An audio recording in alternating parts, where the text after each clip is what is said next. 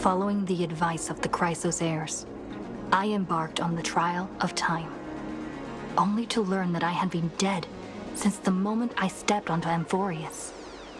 To reclaim the future that had been stolen from me, we pushed onward in pursuit of the Death Titan, Thanatos. Meanwhile, Anaxa, one of the 7 sages of the Grove of Epiphany, broke free from the surveillance of the Golden Threads and actively sought refuge from the Council of Elders. After winning the Council's trust, he ascended Dawncloud with Circes, the Reason Titan, who resided within him, and sought an audience with Kefali, the World-Bearing Titan. To obtain information about the entrance to the Netherrealm, Castorus had no choice but to support the Council of Elders in proposing a pause in the Flame Chase journey. With the aid of the demigod Cypher, she set out for the ancient city of the dead dragon, Styxia. Castorus successfully recreated the dead dragon Pollux via alchemy and used its power to return to the Netherrealm, where she faced Thanatos, the Death Titan. She returned both the Titan's core flame and the stolen future, restoring the cycle of life and death in Amphorius. Anaxa's soul met Castorus in the Netherrealm, where he proved his hypothesis regarding creation. At the Citizens' Assembly, he cast a pivotal vote and used the charge of blasphemy to thwart the Council of Elders' schemes for power, allowing the Flame Chase journey to continue. After returning Circe's core flame, Anaxa's physical body completely disappeared.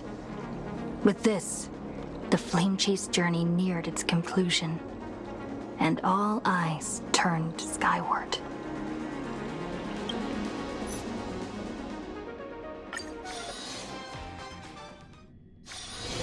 Be grateful for all this clamor. That is the sound of thoughts clashing.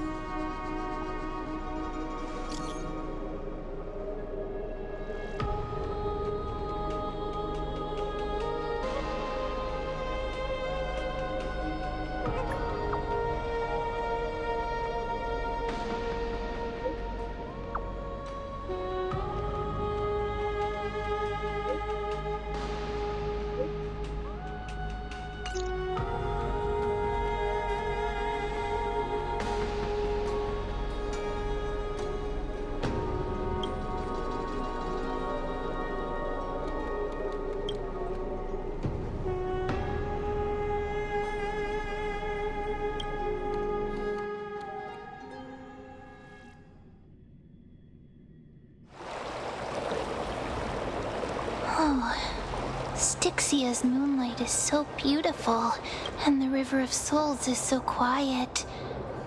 It's like everything that happened was just a dream. I wonder if Cass is doing okay on the other side.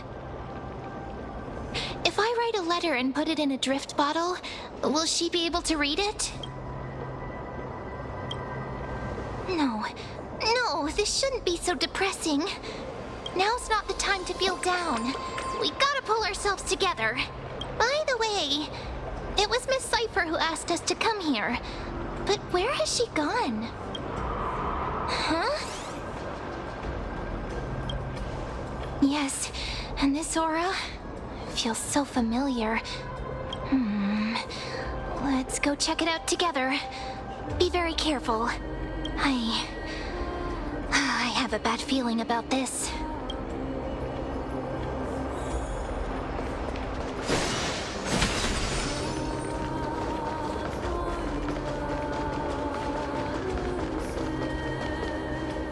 Hey, what's that on the ground? Should we pick it up? Careful, careful. It's a piece of black cloth.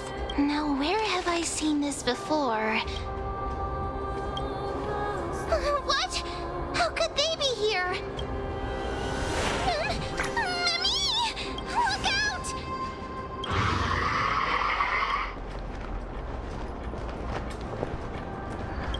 Wait! We both know what this thing can do. Let's try our best to deal with them for now, and we'll slip into the past with Time's power as soon as we can. The River of Souls is full of fish, big and delicious. What? The flame chase journey stops. Meow, meow. Meow?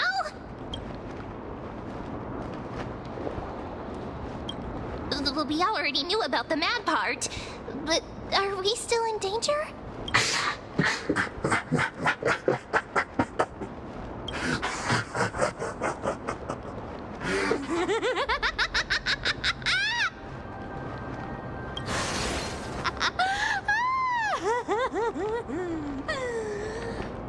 Sorry, I couldn't pass on the chance to give you two a good scare.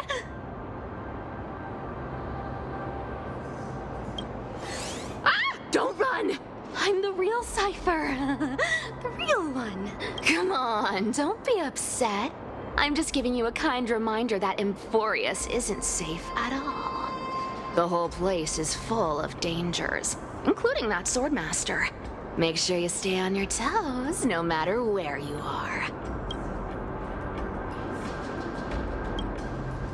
Hey, I'm just making it up to you. You'd do the same in my shoes. So, was that a Flame Reaver disguise? Or a magic trick? It looked so real. Is that the power of the trickery demigod? Disguise? No. It's not as simple as that.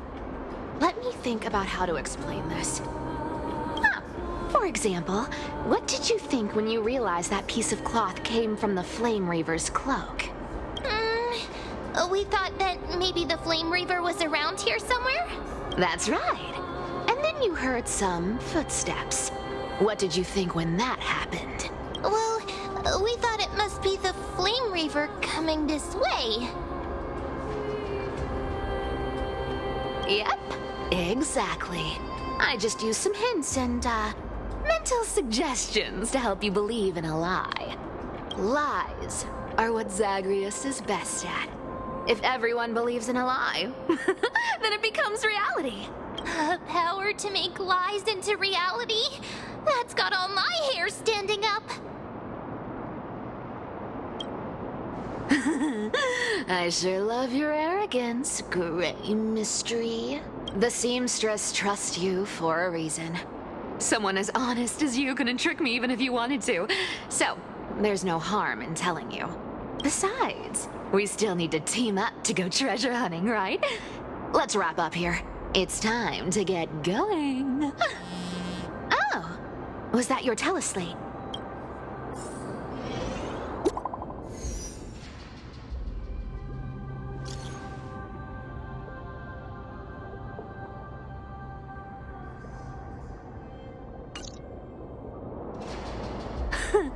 Aren't you a popular one? But I got to you first, so help me with the treasures, and then I'll send you two to the Grove.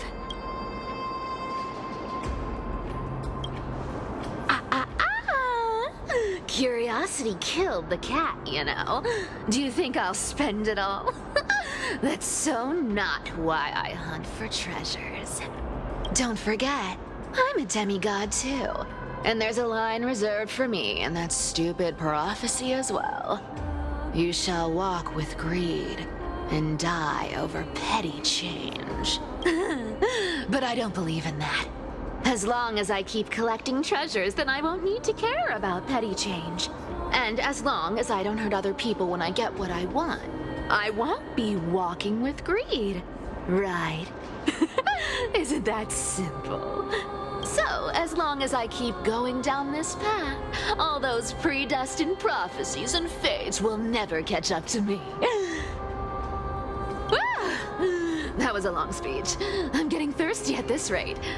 The treasures of Styxia aren't gonna float up on their own. Come on, Gray Mystery. Show me what the authority of time can do.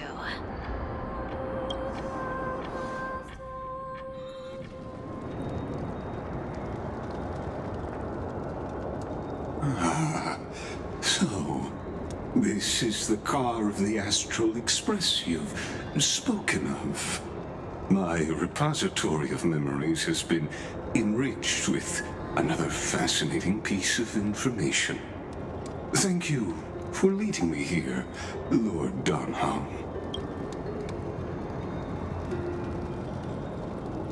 Archimans hold wisdom and knowledge in high esteem.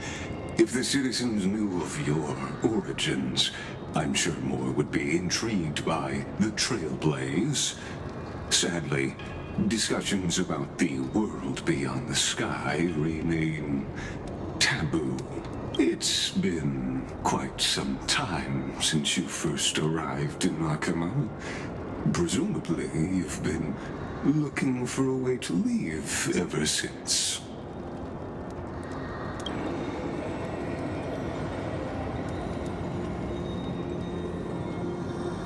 Don't be too hard on yourself, my lord. This puzzle has stumped Amphorius' scholars for centuries.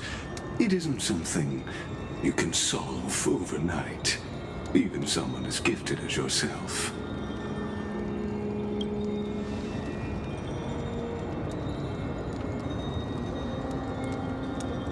Exactly. Of the 12 Titans of Amphorius, Aquila is known for being the most capricious. The weather itself reflects their mood. Tranquil sunshine, mournful rain. Aquila's breath is a brisk wind, and their cries resound as thunder in a storm.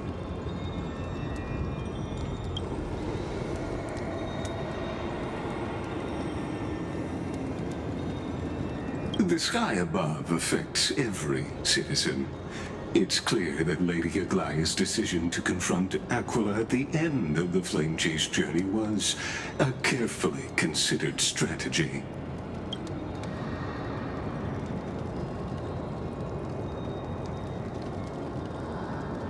Antikytherans have no home to return to, so I understand your concern for your old friends and homeland. I used Antikytheran technology, or scanning, as you might call it, to assess this car.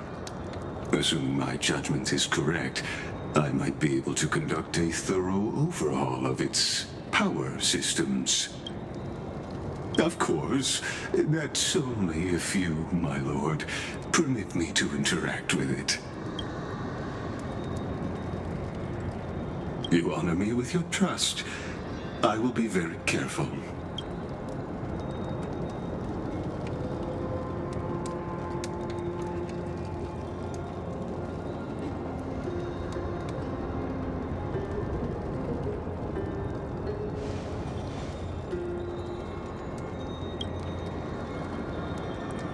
Not exactly, but we Antikytherans are inherently sensitive to machinery.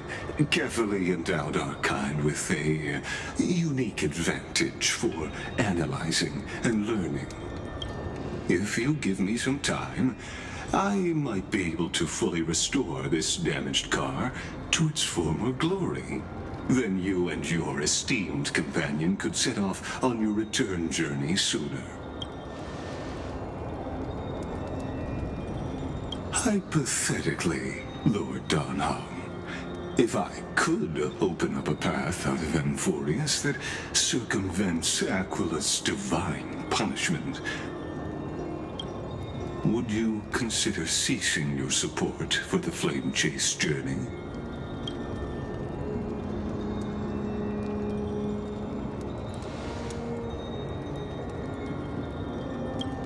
It's best if you don't delve too deeply into that question, my lord. All you need to know is, I can make it happen.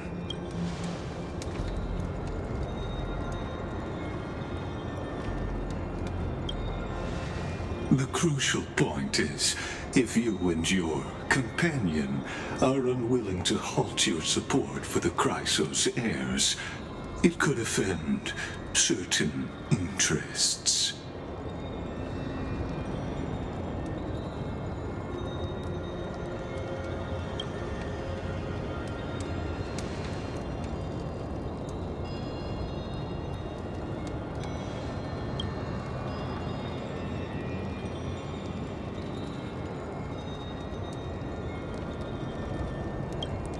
Your prudence impresses me, just as expected.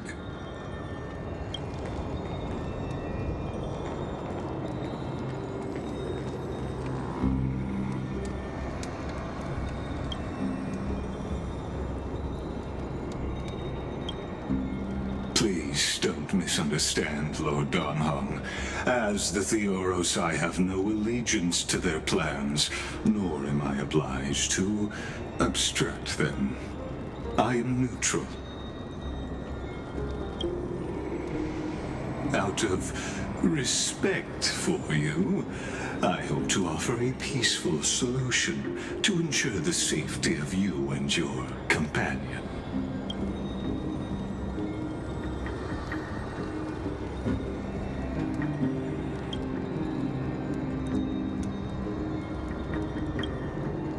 I will not.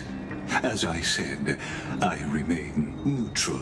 Are you asking this because you plan to refuse my offer and continue supporting the Chrysos heirs?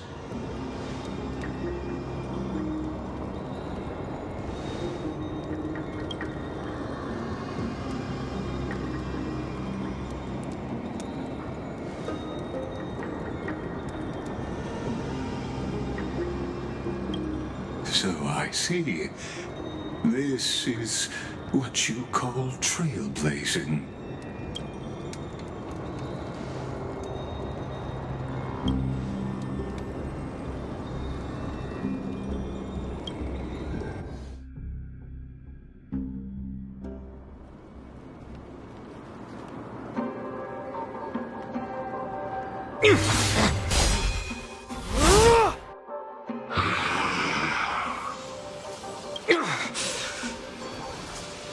You have such overwhelming power, so why? Answer me! Why do you stand in our way? Why do you want to take the core flames? Oh no! He can't hold on anymore! Drag him back here, friend! Are you okay? I'm okay. I can handle that kind of hit now. But a few months ago, that would have knocked me out.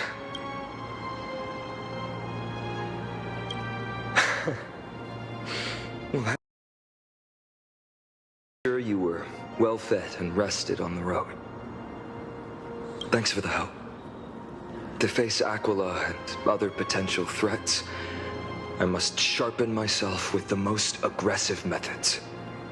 Even so, it's impressive you thought of this training method. Battling the phantoms of the past in the River of Time? It's just like the hyperbolic time sanctum that the bards describe. It's working pretty well, wouldn't you say? But combat isn't just about strength and skill. You also need the right weapon. compared to that guy's weapon, mine feels like I'm swinging a lump of iron. I can't tell you how many swords I've gone through since the training began. Don't worry, I've already arranged that. Of course I need him. I asked him to make a suitable divine weapon for me. It's a little embarrassing to say this, but in order to help me, he deliberately turned down all other business. Oh, Cartonis is part of this flame chase journey after all. Full of energy. Thinking about how he's been recently, maybe you're right. But, Phainon, I've been somewhat concerned about you. Lately, you seem more and more fixated on that Swordmaster in black. That's quite the sudden shift in topic. I've been holding this question in for a long time. You're getting stronger, but seeds of unrest are also growing in me. Don't worry. I'm not wielding my sword for revenge. She's been through Nikador's trial and understands. Those who can't walk out of the shadows of their past are ultimately weak. Times have changed. The responsibility I bear is both precious and fragile. I wield my sword for the future of Amphorius. I will not let hatred cloud my judgment again and neglect my duties. I'm far from finished. I must continue sharpening my skills until I can match their strength. Every time I say something, things get so serious. I don't want to be the person who keeps bringing the mood down. I'm out of energy for training today. How about we go to the Library of Philia to lighten the mood? Sure, that's what I've been looking forward to. We deserve to enjoy ourselves after all the hard work. Today, I'm definitely going to...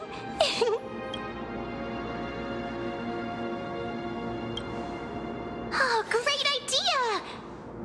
However, that would mean no more reasons to visit the Grove. That's the charm of this place. You can find whatever you're into here. The three of us might not be into scholarly books, but we could still spend an entire day at the Library of Philia.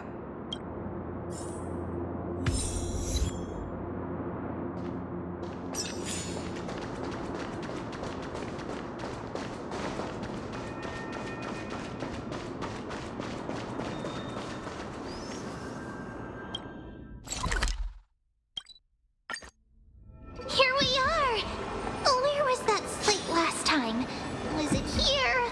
Or maybe over here? I'm off to have some fun! It's free time now, so you should relax too.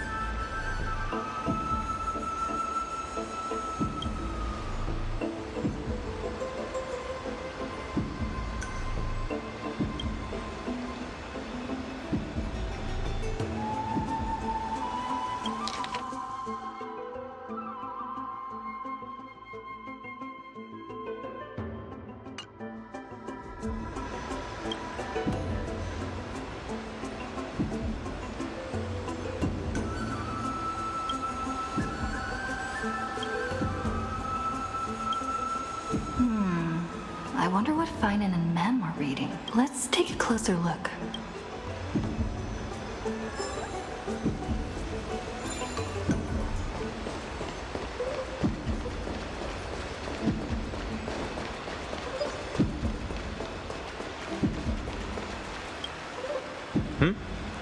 Oh, I thought I felt a draft just now. Peeking isn't polite, my friend. You could have just asked. There's nothing embarrassing about it. Here, look, I'm reading this. Antiques Appraisal. How to make a fortune. You didn't know? After all this time we've known each other. That pains me. I've spent a lot of time pondering how Aglaya became such an effective leader. Beyond the intangible qualities like personality and ethics, a major reason is her family wealth. That's the perk of growing up in a big city, isn't it? For those of us in the sticks, luck doesn't come as easily. It's 30% grind, 70% fate. Oops, I talked too much. As a leader, you need both integrity and... integrity and skill.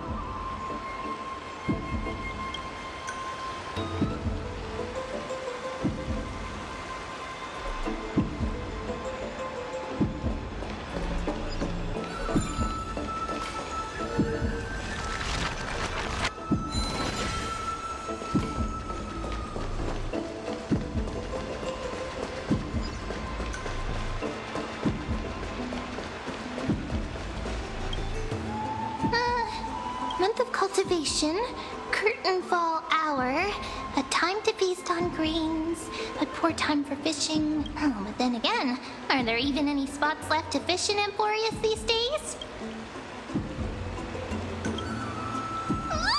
You scared me!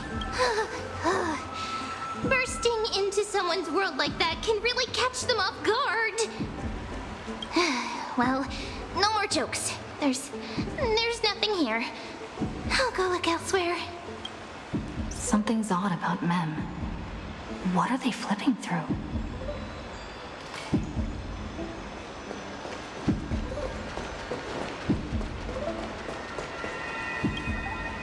Oh, these cards are so detailed and fine. Ruler, Weaver, Traveler, Healer. But the interpretation for each card is so long. Do I have to memorize them all?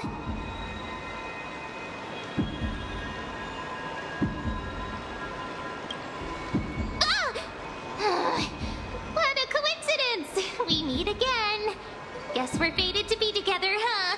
But you must be busy, so I won't bother you for now. Hope your day, every day, is joyful. So suspicious. Not like their usual self.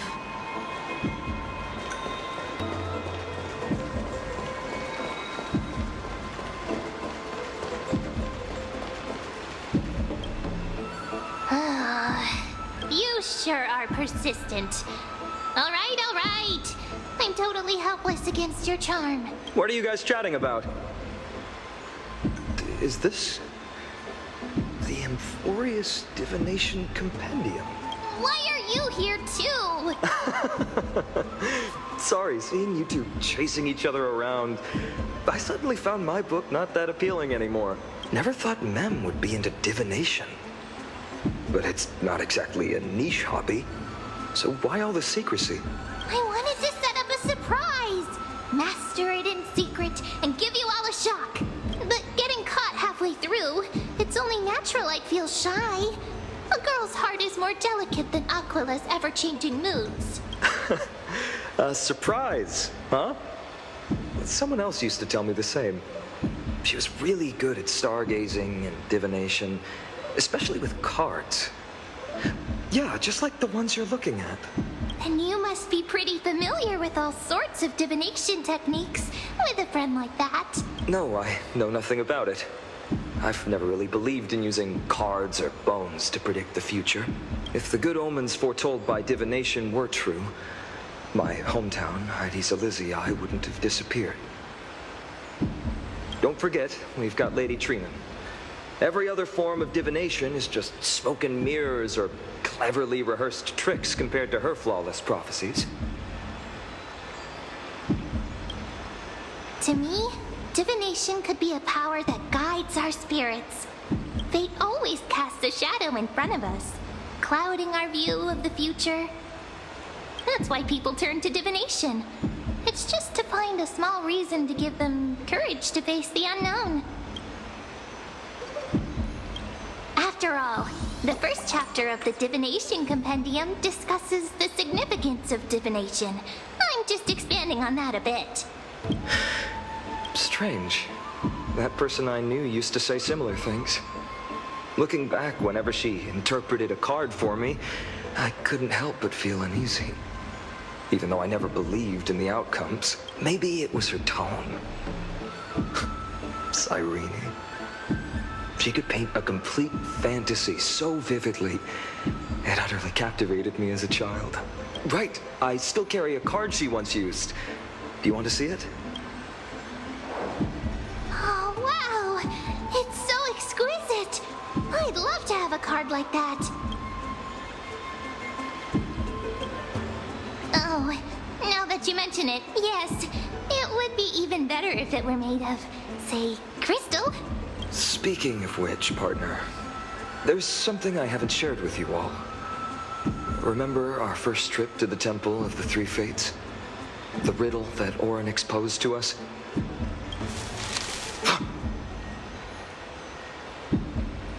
Who's there?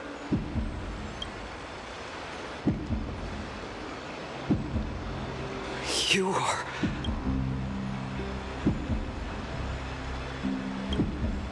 These folks are up to no good. Black clothing, masks decorated with golden blood.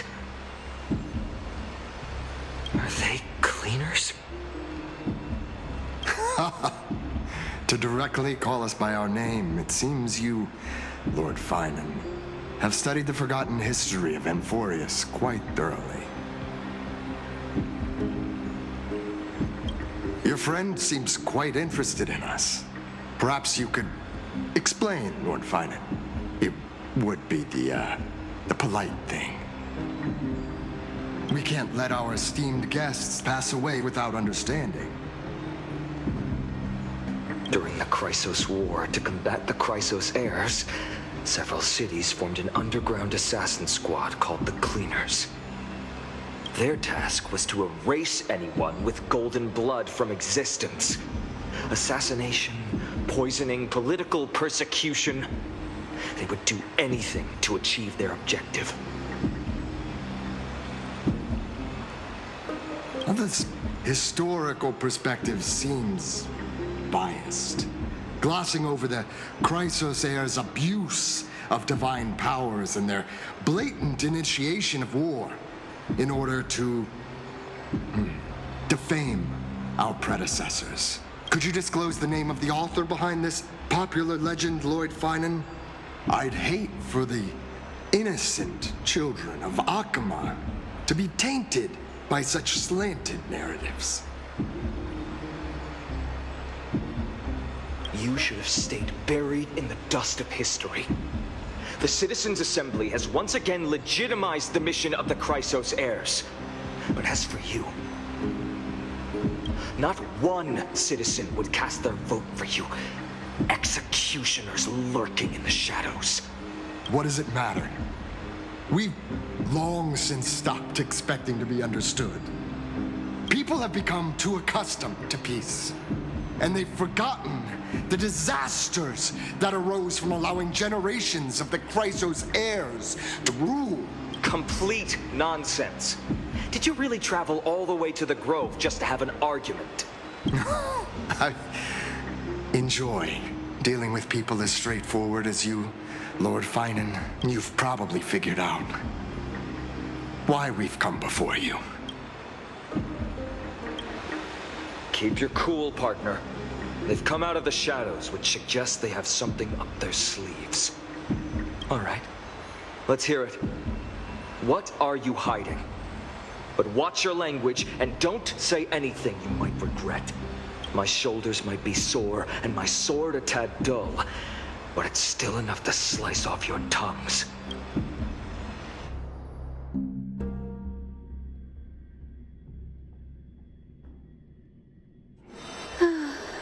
How's it going, Zinni? This place fits, doesn't it? It's a bit small, but the lighting is perfect. Thank you, Lady Treeby. With this, the Twilight Courtyard can be reborn in Akama. Do you like it here too, little Ika? It's so bright here. Maybe you should rename it? How about Luminous Courtyard? Lady Treby makes a good point. But Twilight Courtyard carries the long history of the descendants of the sky, and I'd like it to continue. Right. How does the legend go again? Even Lady Treby forgets things. We just haven't prepared lessons in a while now, so we're a bit rusty.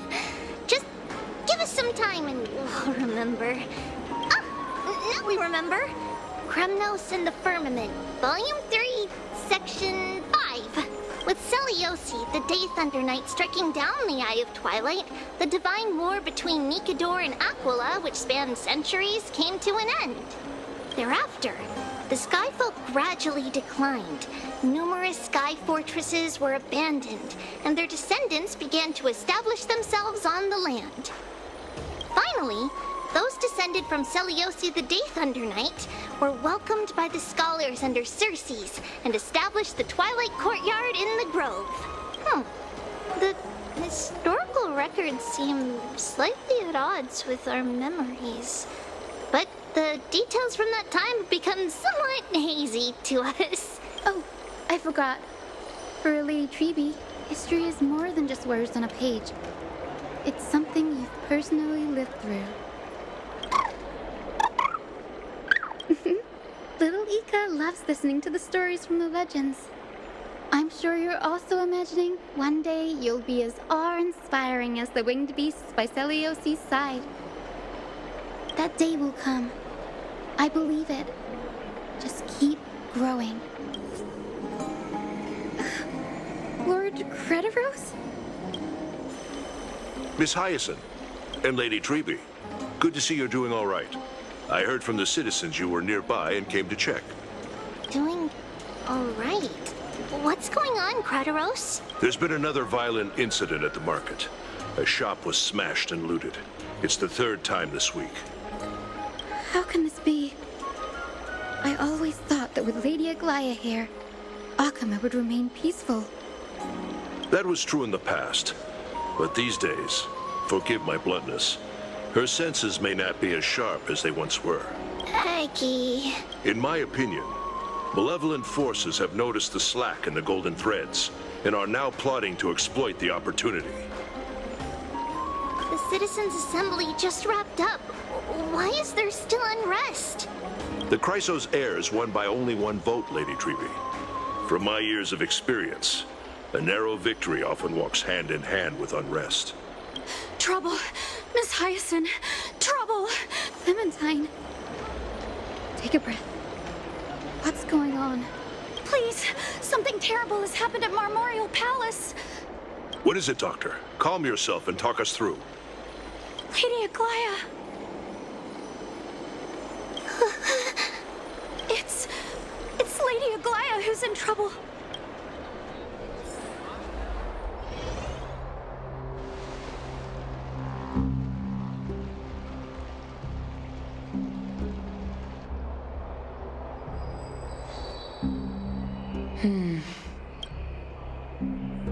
I still remember. This bath that overlooks the entire palace was built by the Council of Elders 900 years ago. Its purpose was to commemorate the first flame chase journey and to remember the heroes who made great sacrifices for Amphorius a millennium ago. Rules were set then. No one was allowed to enter, apart from guests invited by the Goldweaver. But I guess you're no longer pretending to follow the rules, are you, Lady Kindness?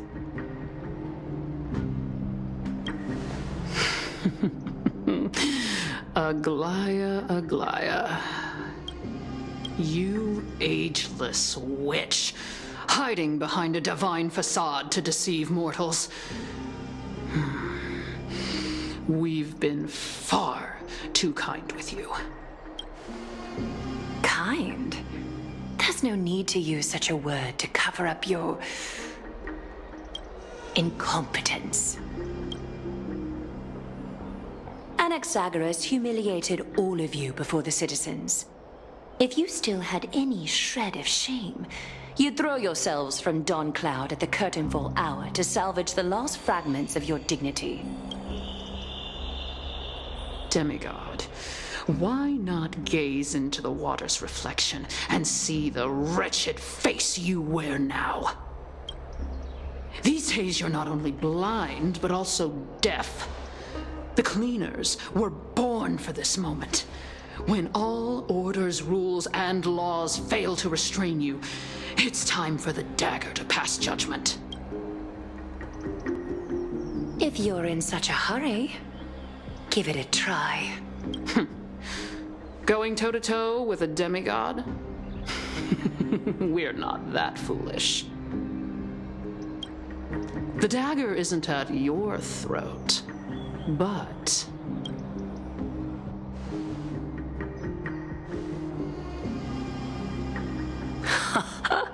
Your gravest accusation is that my humanity is fading. And you claim my concern for mortal joys and sorrows is nothing but a facade.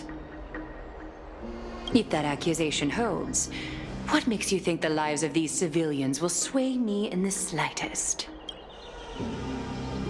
Fine. I'll gladly use a few more words to shatter that demigod facade of yours. Like I said, you're not only blind, but deaf too. Lately, your control over Akuma has weakened.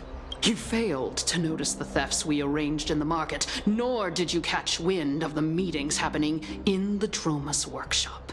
Plots are unfolding right under your nose, yet you remain indifferent. Humanity? Fading? Aglaya, why not use your precious golden thread to peer into my thoughts? See if the gift we've so meticulously prepared for you can move that cold demigod heart of yours.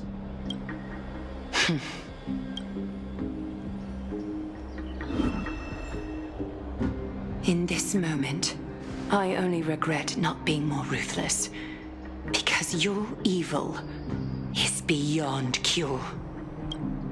You finally figured it out. You have grown dull. I've been holding that image in my mind this whole time to make sure you could see it clearly. I want you to have this knucklebone talisman, Big Sis. I hope it brings you luck every day and keeps you safe from bullies. That girl who can't speak or hear, what if she accidentally lost her eyes too? You know better than anyone what it feels like to lose your sight. Imagine if 1,000 years ago you, already blind, had also lost your voice and hearing in your youth. Would you still have become the Aglaya you are today? Look at those broken, pleading eyes. How disappointing. We overestimated your cunning. If this plan fails, we still have dozens of splendid parting gifts prepared. Demigod, would you like to hear about them? I thought I could buy some more time. In these 1,000 years, I've witnessed the fall of 10 titans. From my naive arrogance at the beginning to slowly learning how to guide others.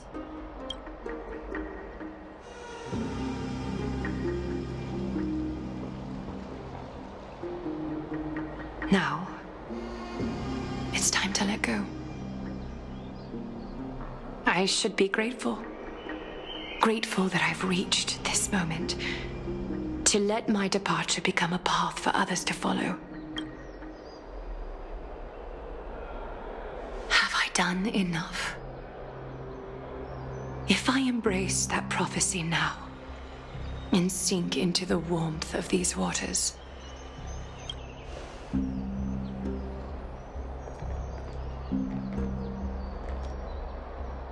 Will the wandering wind stop to mourn me? Cyphra?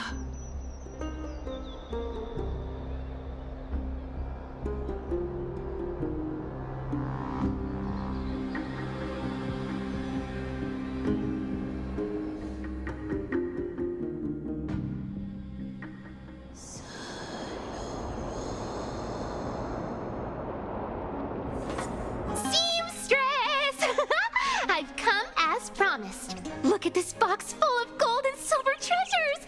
I bet there's stuff here you've never seen. Come on. As we agreed, I want to buy the most valuable clothes you have. Little thief! You've got some nerve, barging into my shop dressed in those tattered rags. What have you brought? Let me see. Here, take a look. Only the finest goods. See the sapphire? It's even more blue than Fagusa's eyes. Such exquisite luster. I've only seen an ocean's tear of this quality in my mother's treasury. Wait. You've seen one before. And here I thought I'd leave you speechless. What a letdown. It's just an old memory. My family estate all burned to ashes long ago. This workshop is what I built from scratch. Wow! A daughter rebuilding her family business. How admirable. Enough with the jokes. At least you did get to enjoy those luxuries. Mind your manners, Kitty. Tell me, Cyphra, where did you come from? And how did you acquire these treasures? I won them fair and square in a bet. What? Do you doubt me? Speak up, seamstress. Give me a straight answer. Do you want these or not? Strange. You're clearly lying to my face, but my golden thread doesn't tremble at all. That's because I'm not lying. I've been telling the truth from the start. Oh, is that so? The scars and the mud stains on your face tell another story. Come on. Can't we just do business without all this chatter? Don't worry. I didn't leave any evidence, so no one will bother you. How can I trust a word you say when you're so skilled at lying? Dealing with you rich people is such a pain. Always wasting my time. Fine, if you don't want it. There are plenty of others who do. Hold on. Your treasure? I'll accept it. But these alone aren't enough to purchase the Gold Weaver's finest clothes. That said, I do have something that would suit you perfectly. Oh. What do you have in mind? Look. Come a bit closer. Oh, it's shimmering gold. Absolutely stunning. These golden boots are the Gold Weaver's greatest treasures. Though not as valuable as the most precious gowns, they hold a magical power. Legend has it that Zagreus blessed these boots, allowing anyone who wears them to move swiftly and silently. Put them on, Cyphra. Then don't get caught again. A face as lovely as yours deserves better protection. You rich folks just love sticking your noses in everything, don't you? Well, I'm taking these now, so don't get any second thoughts. What's wrong? Do you have a smaller size? These are way too for me. Well, I suppose you'll have to grow into them. Do you have to interrupt me in the middle of my story? Fake? What's fake? Those boots definitely don't hold Zagreus' divine power. You're Amphorius' most cunning liar, and even you were fooled by a Glyad. Watch your mouth, or I'll feed you to the fish in the River of Souls. Weren't you curious how I got tangled up with that seamstress? Well, now you know. Satisfied? I didn't expect such a simple story. How disappointing. But, boss lady, there's a chance Aglaya wasn't trying to trick you? You're defending her. No. I just think the story's so moving, it'd be a shame to ruin it with a lie. If I could cry, I'd be in tears right now. Good thing you've still got a sharp tongue, or you'd have been stuck guarding someone's front door ages ago. Enough chit-chat. Let's take a look at this place. The city of Styxia. Look how beautiful she is. Let me take a good sniff of this air.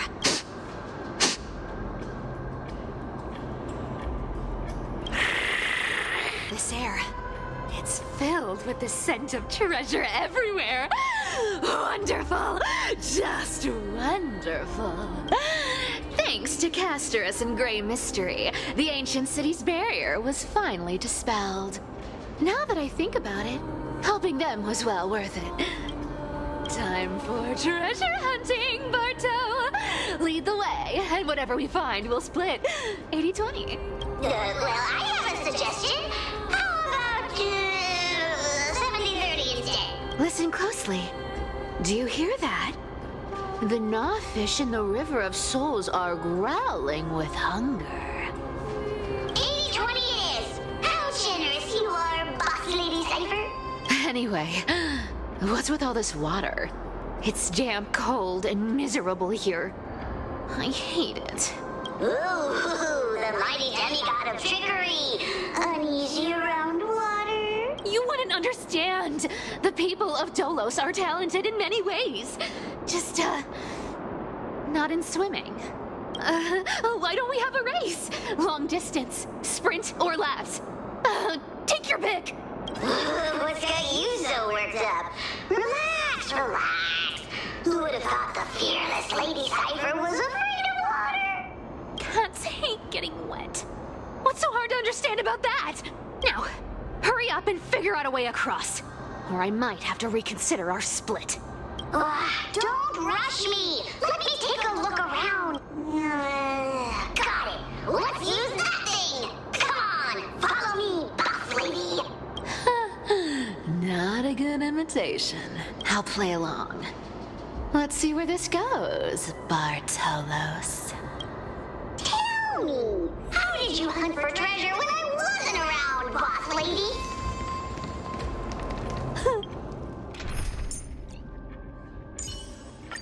So, Princess Homebody, can I have a look at your big scythe? Trying to trick me into saying something. Not a chance. Oh, interesting. Very interesting. Was this device designed by priests of Ornyx? Do you think you can handle it? Don't underestimate me, boss. Just find a cozy dry corner and wait for me. Mission accomplished. Now you don't have to worry about your tail getting wet. Not bad, but just a warning. If this thing fails while we're halfway through the water... Don't worry, trust me. For that sweet 20% cut of the loot, I'll make sure you're taken care of. Huh. This feels truly magical. When did you pick up this trick? We're here. Can we turn off this spotlight now? It's really blinding. No problem. Just use the device over there to shut it off. The scent of gold coins, gems, and fine leather. It's so refreshing. Yes, right here. What are you waiting for? Start digging. Roger that. Watch me.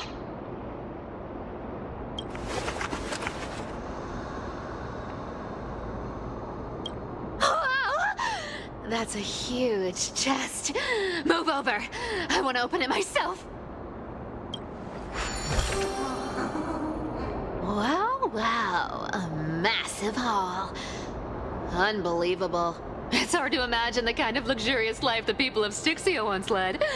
As expected for a realm of Fagusa's disciples. This entire chest is filled with ornaments made from ocean's tears. Here, take this. See if it suits you. Thanks for the gift, boss. Much appreciated. Look at the clarity of this purple crystal. It matches my skin tone perfectly.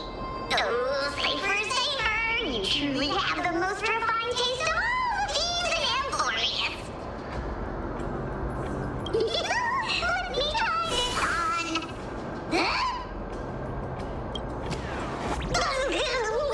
Where is my treasure? How long have we known each other? I can't believe you still fall for this. This is...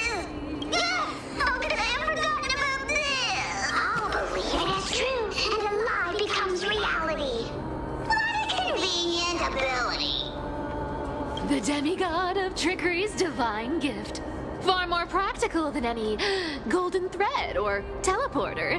All right, enough fooling around. Here's the real thing. Lead the way. Cypher rules! I've already pinpointed the next trove of treasure! Starting navigation. Boss lady, we're set to make a fortune this time! Got any plans on how to spend it? Of course. Spend nothing. Have you forgotten my silly prophecy? I remember, of course. Whoa! Isn't that like... Once activated, this thing makes a racket that can be heard for miles. It's just too stupid.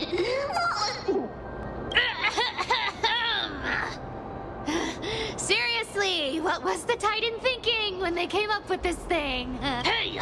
If you don't like the trickery to be exposed, you'd better start by keeping your mouth shut. What do you say? Boss lady, you're absolutely right. I'll be careful with my words.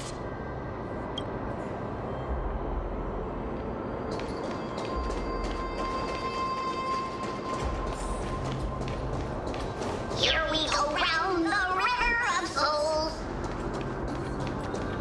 Spirit thief goes, spirit thief goes. There's a big guy guarding this place. Look at its face. Oh my, how could something be so ugly? Yeah, so ugly. Ugly enough to make even me, a little imp without a digestive system, feel nauseous. If that ugly brute messes up my face, even the stoic Talantin might end up shedding a tear. Indeed, that would be heartbreaking. Clearly, running away is the sensible choice. So, how about you take the front? I'll attack from the side. Right. Fleeing fits a rogue nature. Huh?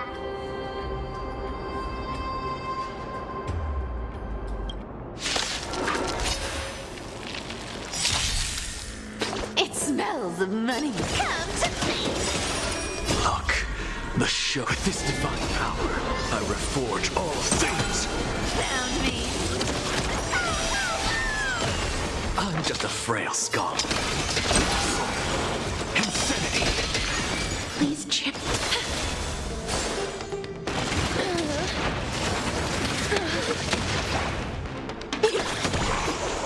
I'll take it on.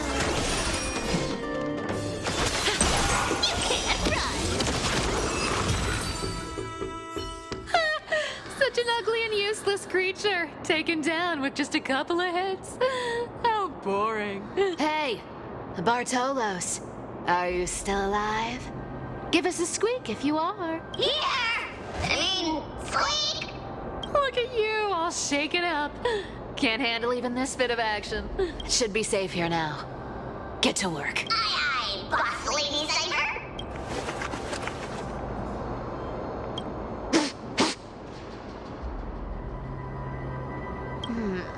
It doesn't smell like anything valuable this time. Since we've already dug it up, let's open it and see.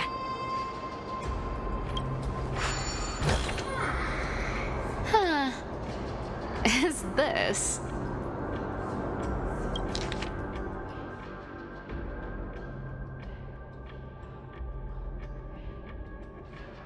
Ooh, this looks tragic. Do you think they made it to Akuma? Probably not. I've never seen or heard of anyone from Styxia and Akuma.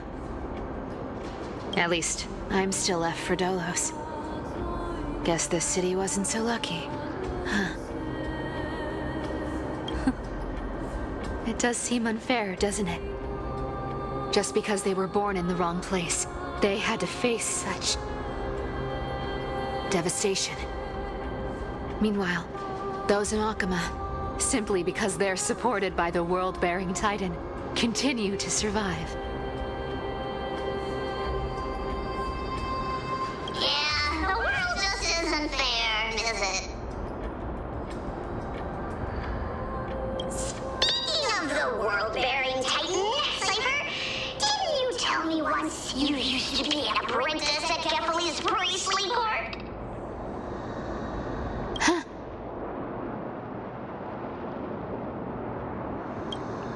Did I? Yeah, you definitely told me, and I remember it clearly. Maybe it's been so long your memory's gotten a little fuzzy. Ah, right. I did tell you. It wasn't a big deal. I just snuck in with a bunch of mumbling priests and watched them do their spooky rituals around some glowing rock.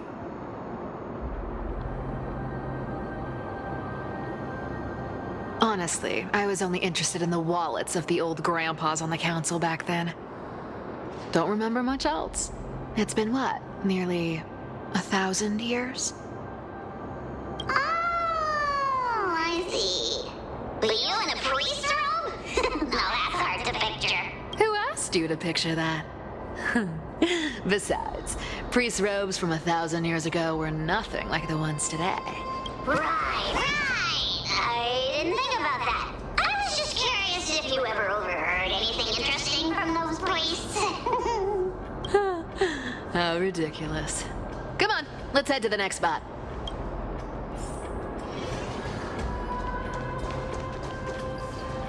Where did this roadblock come from? Ugh, this is so annoying. The treasure is right in front of us. Oh dear, we're stuck here. But I have a plan. Should we call on that big, noisy, cumbersome hand of Zandrias? Never thought that thing would actually come in handy. All right. Do you want to handle it? Leave it to me, boss. I don't need a controller. After all, you know.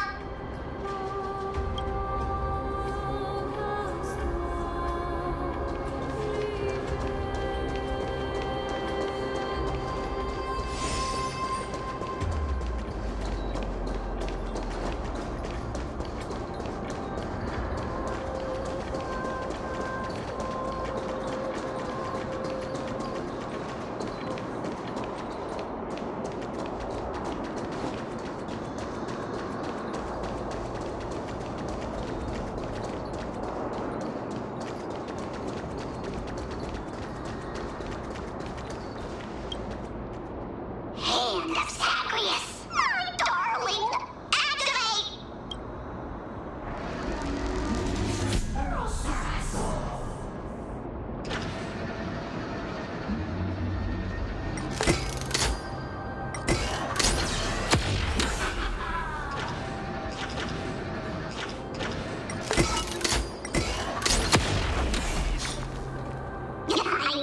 Looks like a charm.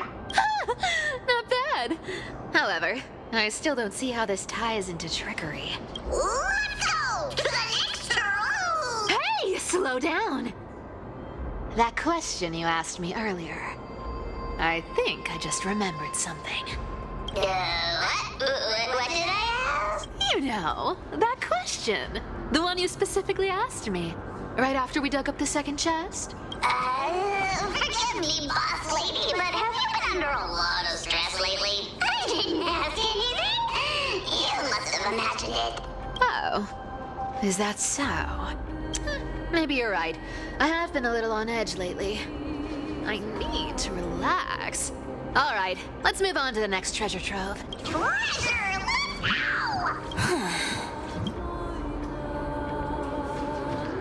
go! Twinkle, twinkle in my chest, how this core flame is the best.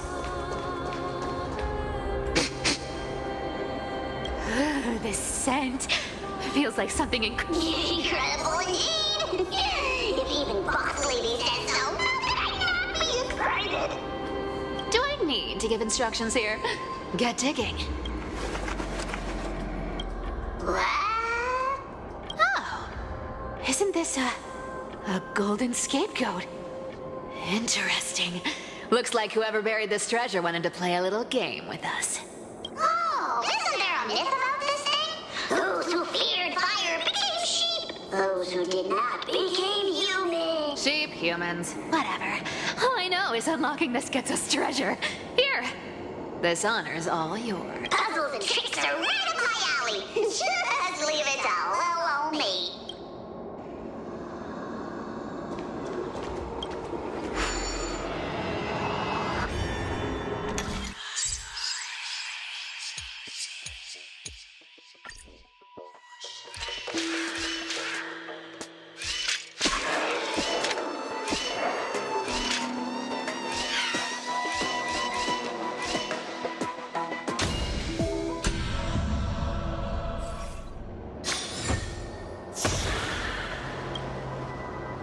Told you, nothing can stop me.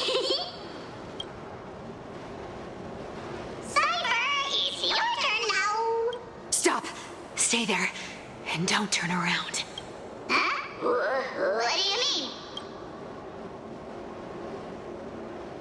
I told you, don't move.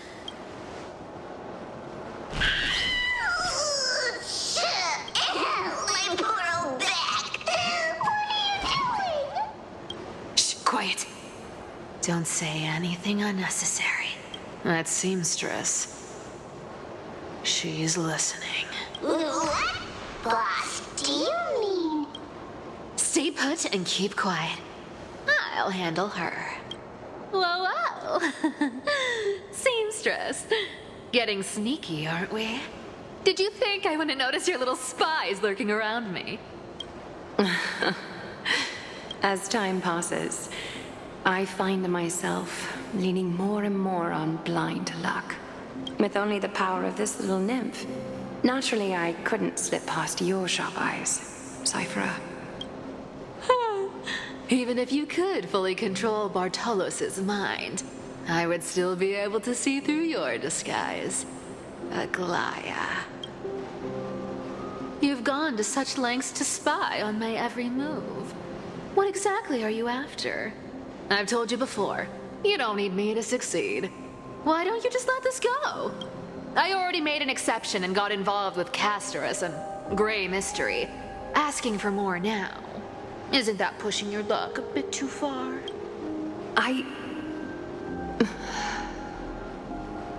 I'm sorry, Cyphera. I've plotted and schemed my whole life. But I never could have predicted our relationship would end up like this. I've spent centuries trying to figure out where I went wrong, replaying every moment over and over. But you've never given me a chance to explain myself, face to face.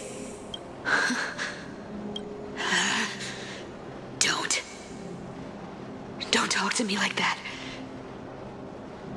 You know I can't take it. 1,000 years ago, out of foolishness, I let my silence steal away the most beautiful sound I'd ever known. My silence. So this time, I must say this to you, even if it's all in vain. I need you, Cyphera. The Chrysos Heirs mission needs you. The finale I've delayed for far too long. It's finally here. Whatever resentment you still hold against me will fade once I'm gone. Please, come back to Akama. I'm begging you. Without you, they don't stand a chance. I'll think about it, seamstress. But stop watching me. Unless you want to lose me for good. Don't worry. As much as I'd love to hear your voice again, to see your face, it seems that chance will never come. Goodbye, Cyphera.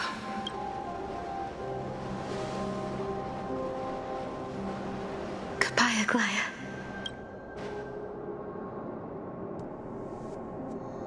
What a shame. I thought there'd be some real treasure under that goat's head.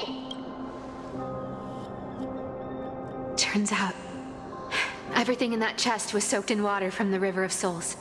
Nothing valuable left. Those relics were once priceless. But time has eroded away all that they once were.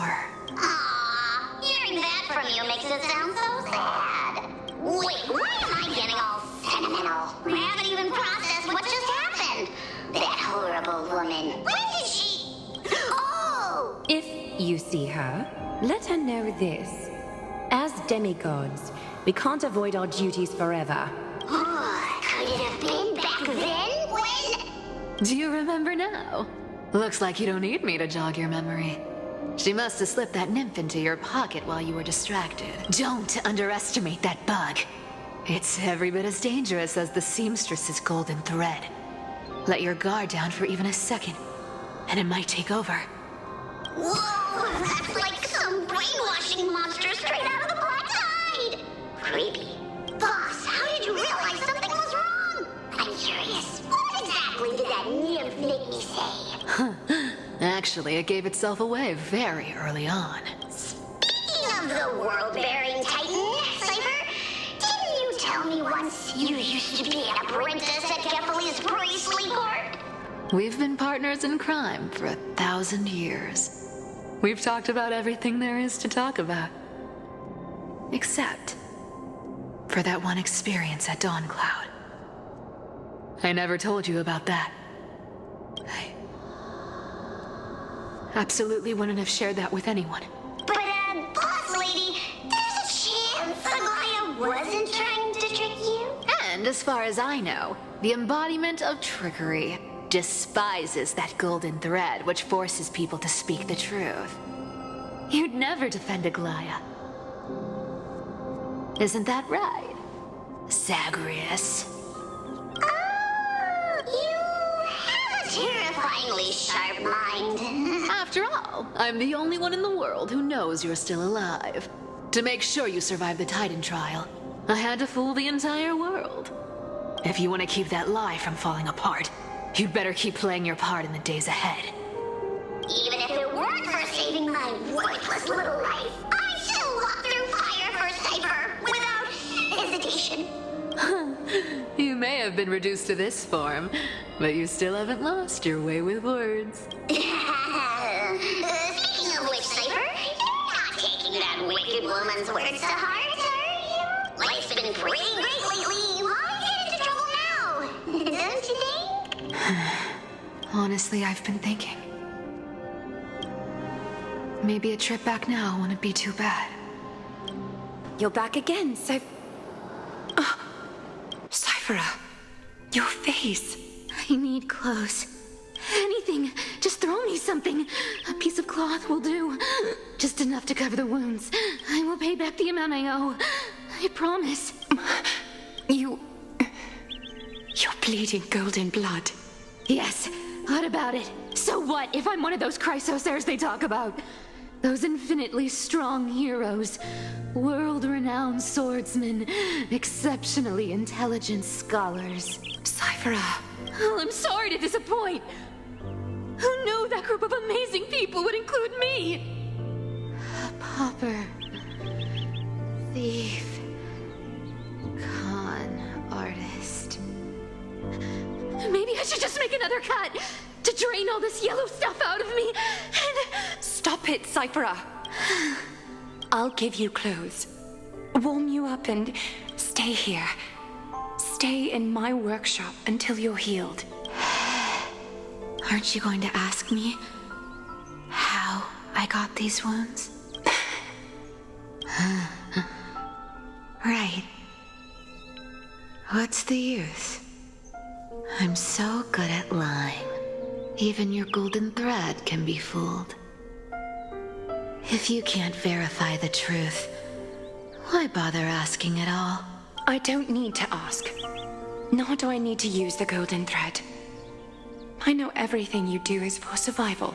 At all costs, stay here. You won't have to deal with the cold or go hungry again. Stay by my side, and you can start putting yourself back together. Aren't you worried I'll ruin this place's reputation? Or that I might sneak off with your precious clothes and sell them? I wouldn't have invited you if I were worried about those things. You're weird, seamstress. You know, they say a child who often lies remains a liar for life. I've tried not to become a liar, but honestly, it's just too hard. I'm close to giving up. What makes you think I won't disappoint you? Because I can feel it. Not with the power of a demigod, but with the heart that beats in my chest. You love this place. That's why you keep coming by, but also why you hesitate to stay longer. You worry you'll tarnish the Goldweaver name. After taking over Nestia's divine authority, I became used to letting the golden thread distinguish sincerity from falsehood. However, the mission I need to complete requires me to learn to trust and rely on my heart. Cyphera, you're an honest thing I've given to this world. And also a challenge the world has given to me. Stay here with me. You have a beautiful face that deserves better than to be covered in scars and grime. You've got a way of talking that's hard to follow. All right, let's make it a deal. You have 1 day to change your mind. Once the action hour passes, there's no turning back.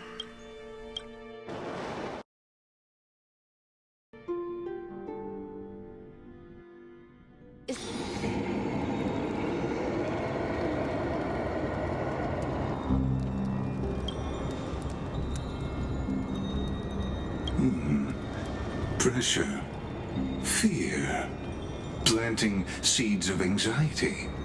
It seems this is the strategy they've chosen.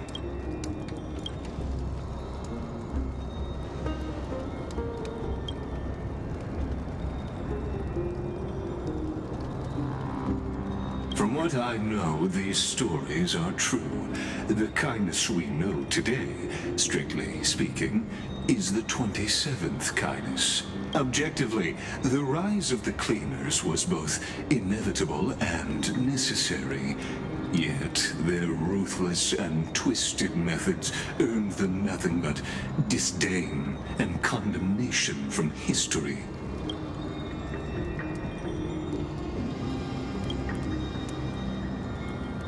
Even in these crumbling end times, there are always those who find ways to profit from the chaos. To ask the vested interests to abandon their status, wealth, and ambitions in this world for a distant ideal may be no easier than creating a miracle.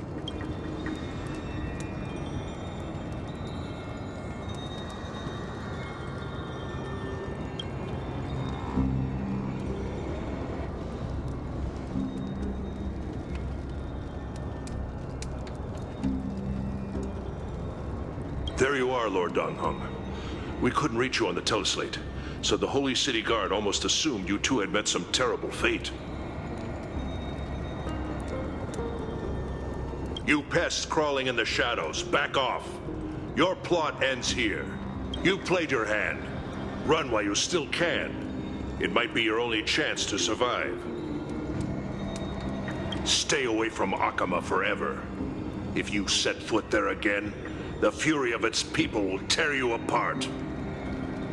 Because Aglaya is dead, and in the eyes of the Holy City citizens, her blood is on your hands.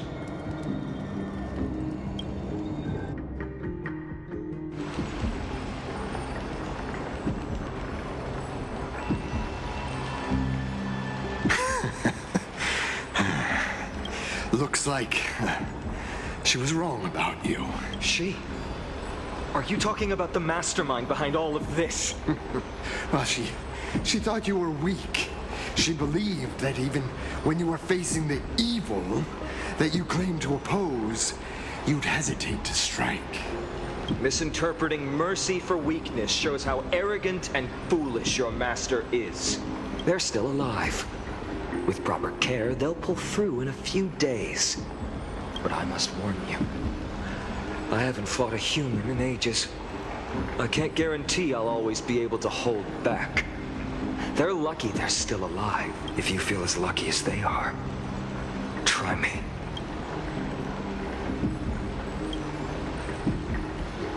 Fainan is seriously upset. Get out of here. Don't show your face around us again. If your master wants to stop the Flame Chase journey, she'd better bring an army that makes Kremnos at its peak look like child's play. I've said it more than once, Lord Fainan. We're not here to start a fight. We came only to ensure you weren't anywhere else. While you were unaware, we already accomplished our mission to buy time. So, Lord Fainan, until next time.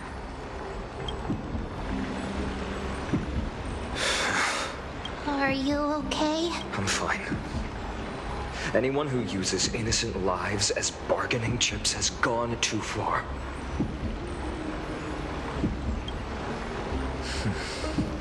I guess the opposition within the Council of Elders is still desperately fighting to obstruct the Flame Chase. If the conspiracy is exposed, they'll be hunted down in the Holy City like rats with nowhere to run, no matter where they hide. My teleslate.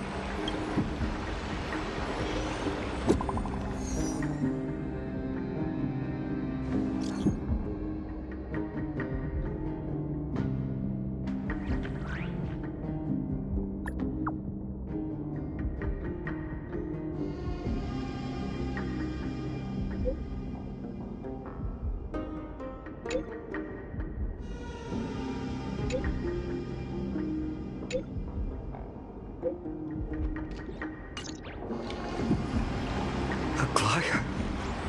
Is this blasted? Those guys...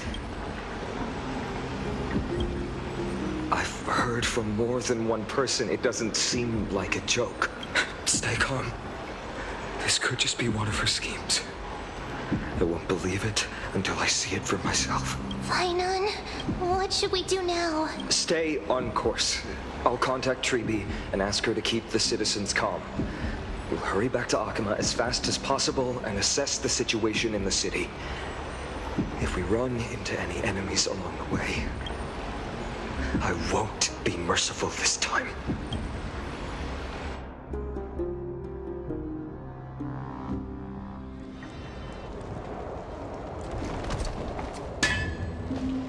Cartonis?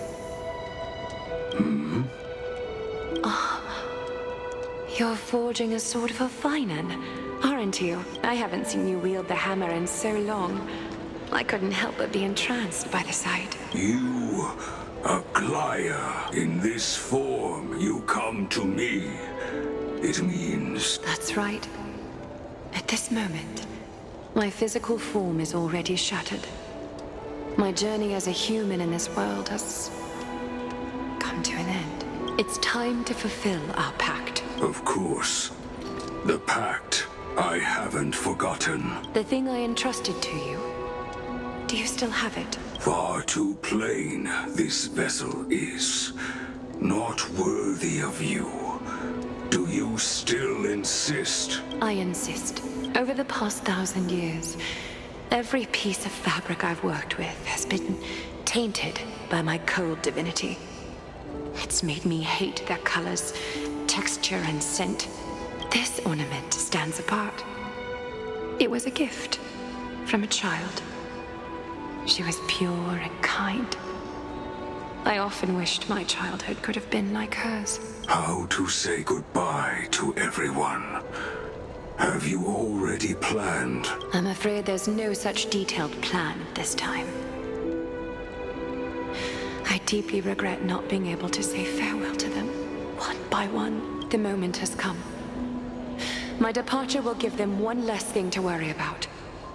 This parting gift should help ease the regret of such a sudden goodbye. Invented for the Titans, Kremnos' soul-forging technology was. Though divinity it retains, filtered out, the remnants of humanity will be. Is that what you want, Aglaya? You've confirmed this with me repeatedly. Yes, Cartonis. I need you to do this for me. Condense my divinity into this ornament. It might still be useful in the future to help them complete their mission. Selfless until the end. Envy that child. There's no need to. Already lived a grand life your humanity has. Your praise puts my heart at ease, Grand Craftsman. Now, please, take me through the last tempering that fate has to offer.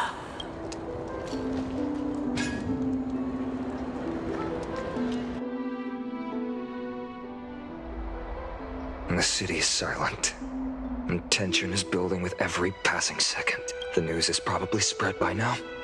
Every household is locked up tight, and all the market stalls have closed down temporarily. I hope so. I just can't believe she'd be taken down by a handful of assassins. If this is all part of a larger plan, Trebi must know something. She just couldn't say it in the message. Let's go find her.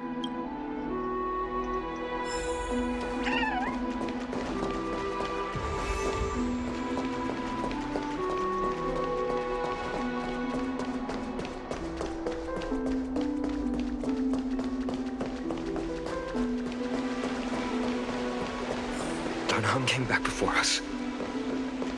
Well, maybe he's heard something.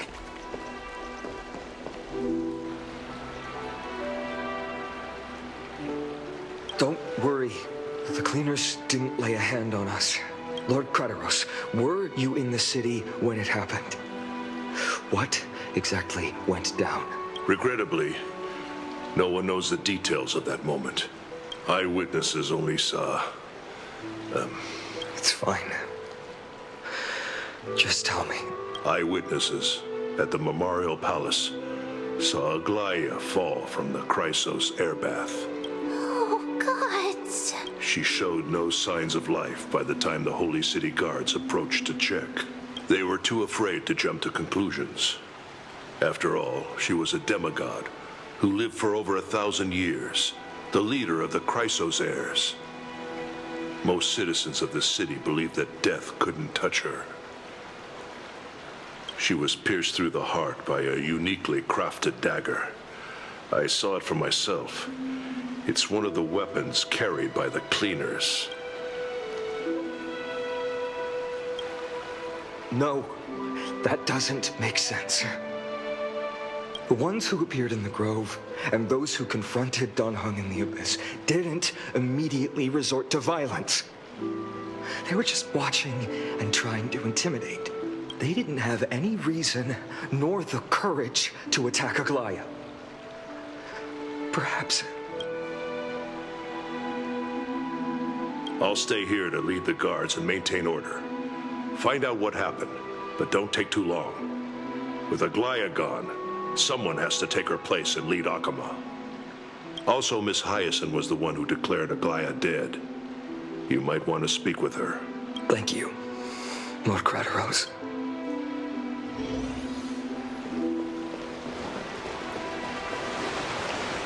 The baths are empty.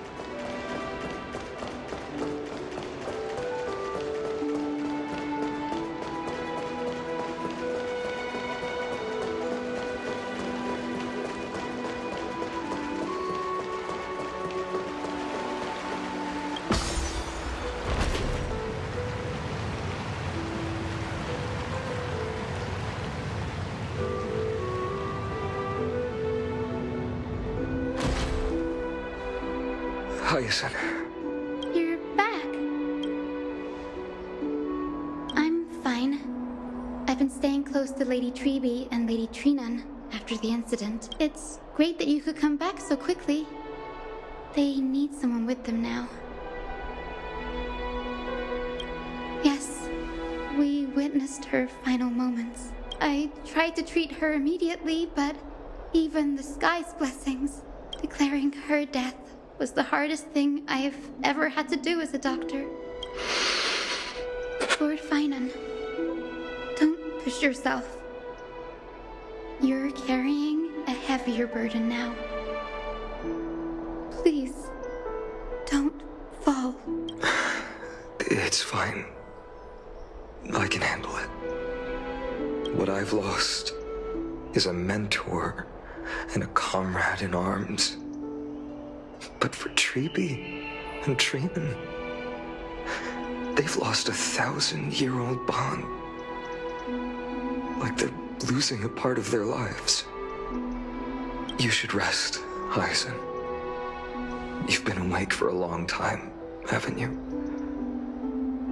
We'll handle things from here. Okay.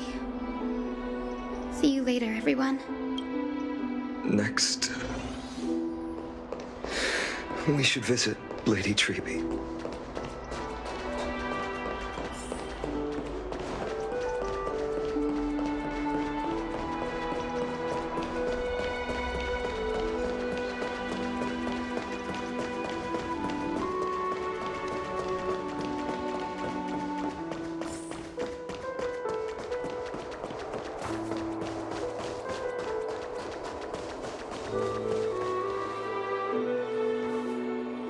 Snowy. Little Gray. You're back. Lady Treby, Snowy, don't. Please don't apologize to us. You went to the Grove to prepare yourself for the threats to Akama. You didn't do anything wrong, so don't be hard on yourself.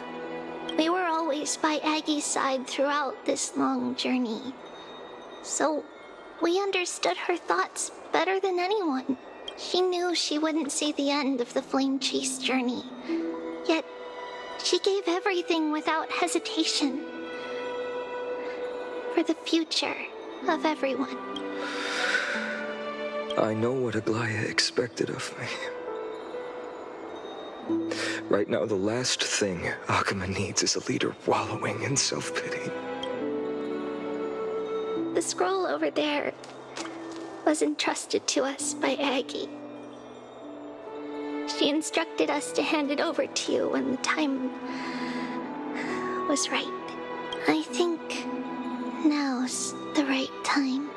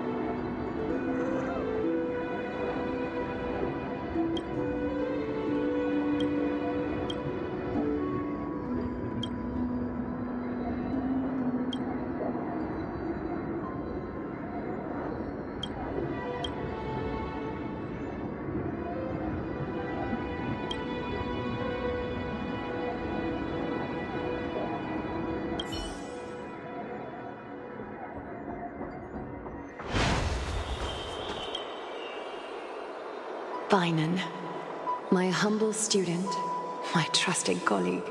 As I write this, you are locked in a battle of words with the Council of Elders, fighting for the survival of the Flame Chase journey on a battlefield where the smoke of war is invisible. I deeply regret and feel guilty for hastily pushing you and the Trailblazer into the debate. But please forgive me. At that moment, I could not afford to show any sign of weakness before you, as it would have crushed your morale. I considered the debate a routine affair, assuming I could win merely with the support and experience we'd accumulated over centuries. But I underestimated Kindness and her party's cunning, and also the deterioration of my own senses. The trap was likely set by the debater Calictus. He had prepared a severed golden thread in advance, revealing it to the public when Kindness was faltering in the debate. He claimed I was reading everyone's thoughts with the golden thread to cheat in the debate. I could have countered that low tactic in 100 ways, but my words slipped out before I could even think about them. With deceitful scoundrels like you in the crowd, I have no choice but to rely on the golden thread to keep watch over everything in this holy city. You can imagine the reaction that comment provoked. At that moment, I felt my time was running short. The divinity in this body might be eternal, but that is not the essence of me. I am a daughter of humanity, born of my mother, and I will die as a human. Realizing that my humanity was fading, I began to plan my exit. What kind of departure would not waste such a belated death? I have yet to find the ideal answer. But I knew I couldn't simply fade away in my sleep like anyone else. The serpents have always lurked in the darkness, terrified of their heads being cut off by the golden thread. If my departure were to be calm and uneventful, it would only lead to a swarm of those serpents emerging from their nests. Regrettably, a peaceful death is a luxury I cannot afford. I must feign weakness deliberately to make those serpents lose patience and act rashly. Just as they think they've struck and sunk their fangs into my heels, that's when I'll strike back, igniting the final blaze to burn away the threats hidden in the shadows. The blaze soaring into the sky might sow fear and confusion, but I have no worries about people losing their way. After all, Akima still has you to guide them, Finan. You're not perfect, Finan. I've witnessed your confusion, recklessness, and deep sensitivity, dawn after dawn. The heavy burdens of your past have always weighed you down, inflicting deep pain. Yet, in your way, you are perfect. You embrace everyone's imperfections, always ready to find the precious qualities hidden beneath their rough exteriors, unconditionally. That might be what sets our Sky Father Kefili apart from other deities.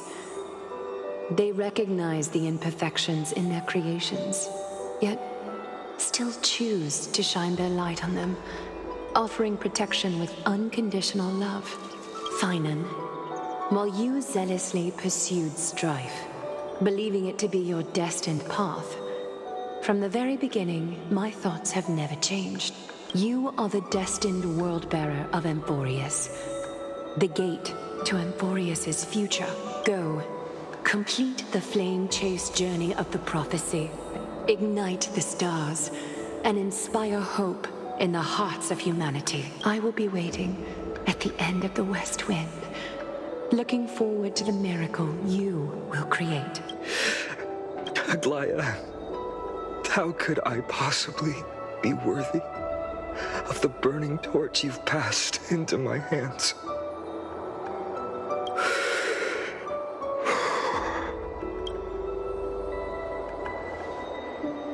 Dorang, Can you do me a favor? Please deliver a message to Lord Crateros. Have him gather the Holy City guards and the Kremnoans to spread the word from door to door.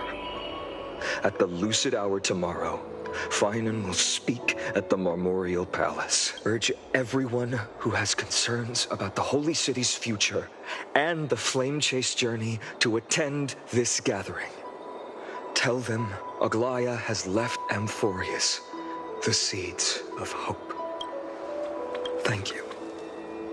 It's been a harrowing day for everyone. Please make sure to rest well and collect your thoughts. I need to prepare.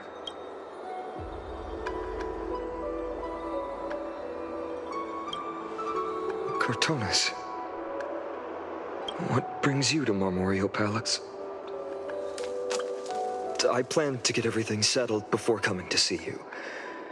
Is there something urgent, Cartonis? How are you holding up, I wanted to see. Better than I expected you seem. There's no room for doubt anymore. It's time to take action and show everyone that the leadership of the Chrysos heirs is still strong. Right. Your assessment is. Now, here. Take this. Is this it? You've completed it. Dawnmaker. The name I've chosen for it. Before dawn, prepare for battle. For tomorrow, wield your sword. Befits your stature, it does. Chrysos heir. Dawnmaker. Unbelievable. You've never seen that black-clad swordmaster.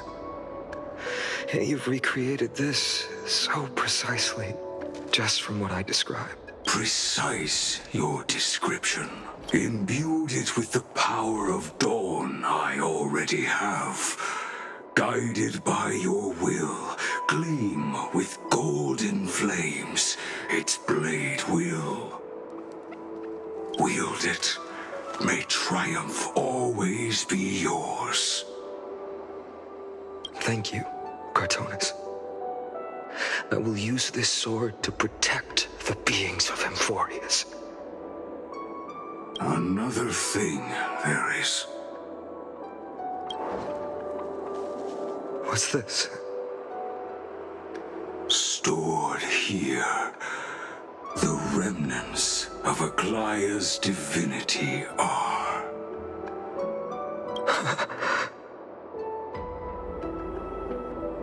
This was her commission. Her death she had long foreseen. Can she still hear us? It's difficult to confirm. About divinity, we know very little. In this way, she wanted to be with you. Always. I understand. Let me keep it. With this, I'll have another constant companion by my side.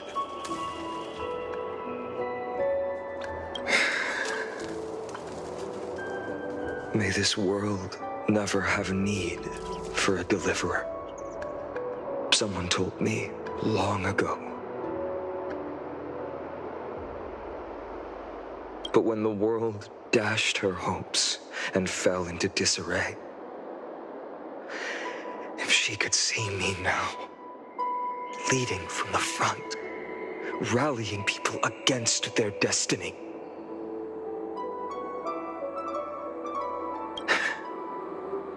she would surely smile.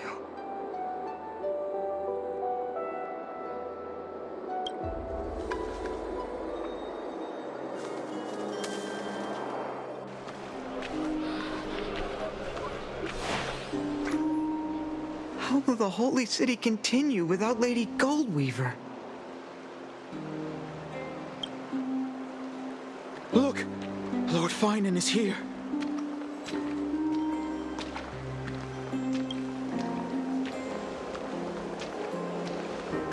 step up to lead Akama?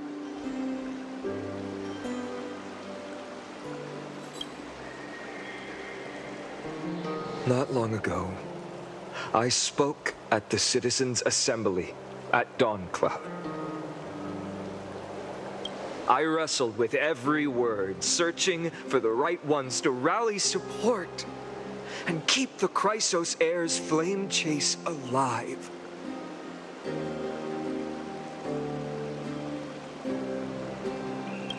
In the end, I remembered a lesson from one of my teachers.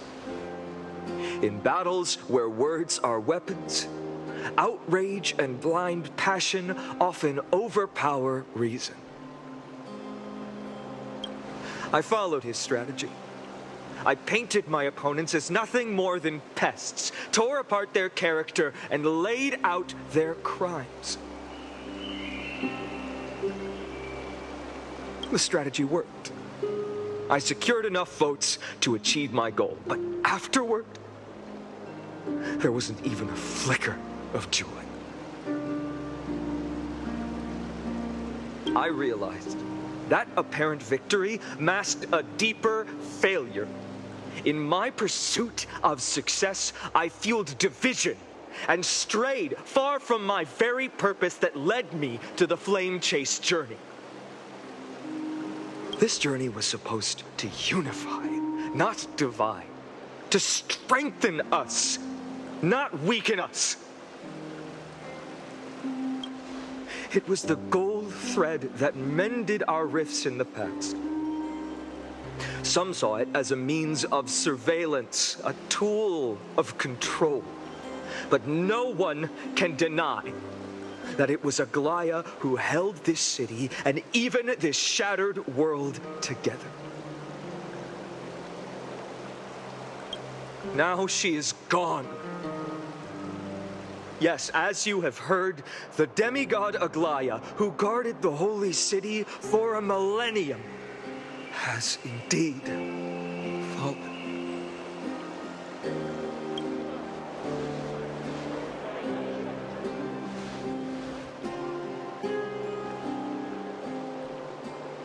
Who murdered Lady Goldweaver? Find the murderer! Make them pay!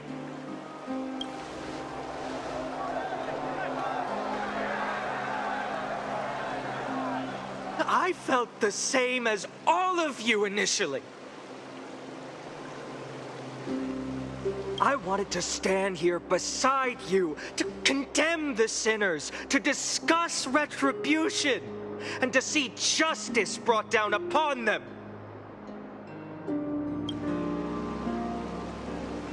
But my perspective has changed.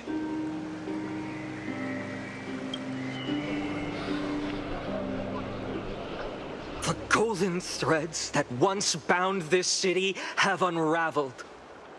Yet no one is celebrating their freedom from control. In the empty markets and bath chambers, one feeling lingers. Unease. Deep down, we all know the last safeguard against the harm we may do to each other is gone. No divine power will protect us from the malice in our hearts. From now on, only the moral code we choose to uphold for ourselves will stand between us and the abyss. Fainan has a way with words.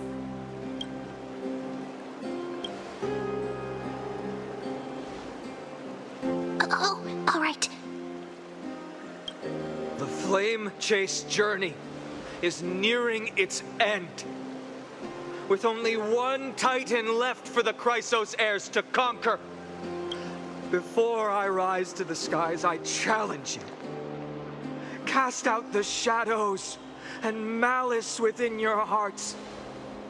Let your spirit shine brighter than the sky itself. Let me bear witness. Even without the divine authority of romance, Akama will remain a sanctuary in these end times. A place for the kind people Aglaia dreamed of. The kind of people foretold in prophecy. A better people! Better people! Better people! Better people! Better people! Better people! Better people! I appreciate your willingness to accept the challenge. You have reminded me that Aglaia left me perhaps the simplest duty in the world. To bear the burden of creation, I need only to give one thing. It's a gift she once gave me without hesitation, and now I share it with each of you. Unshakable faith. There's still a long way to go before Amphorius is reborn. But we will not forget the past as we move forward. For the memories of Amphorius will always benefit future generations. Allow me this moment. I want to borrow a few minutes of your time to commemorate a demigod who protected the Holy City for a millennium. She was Akima's dressmaker, the leader of the Chrysos heirs, the Goldweaver, Aglaia, and her greatest feat was being a selfless person.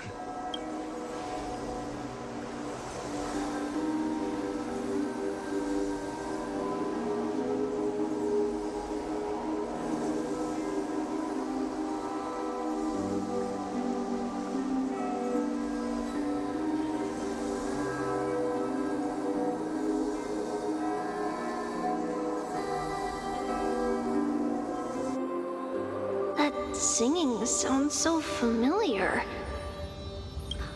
That's our song, and Snowy used to love it. Yes, Lady Trian. For that child filled with anxiety, your songs always dispelled the clouds in my heart. Even if for just a moment. Snowy was so cute and kind when he was little. Now, you've grown so much.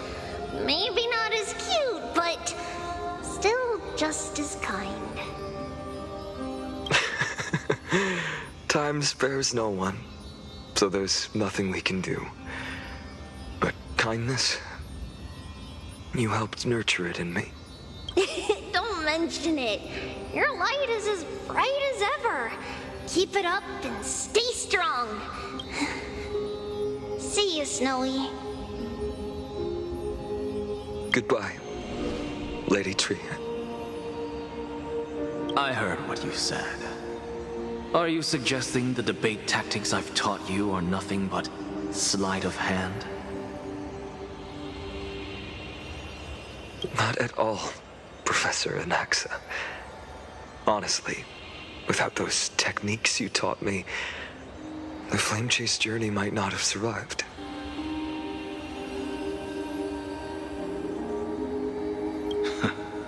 Good thing your head's still clear. The Chrysos heir of Kefali. I had no idea you had it in you while I was drilling those formulas in your head in class. Who could have thought, Professor? By the way, I've completely forgotten those formulas now. Some things never change. In our next lives, I'll teach you how to truly embrace your divine duties. I'll be waiting. Goodbye, Professor Anaxa.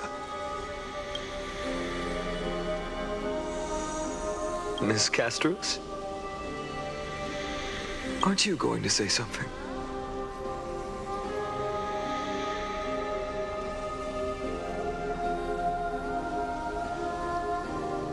Lord Finan, you have always been so approachable.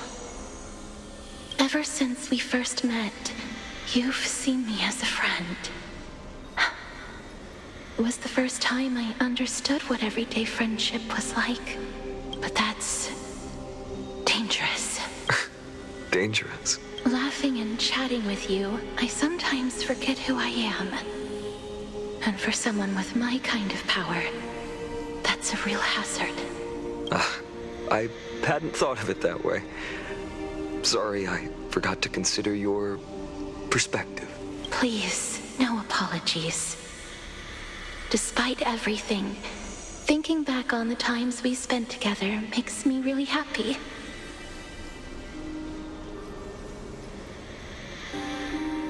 I feel the same. Goodbye, Finan. Goodbye, Gasterus. Aglaia.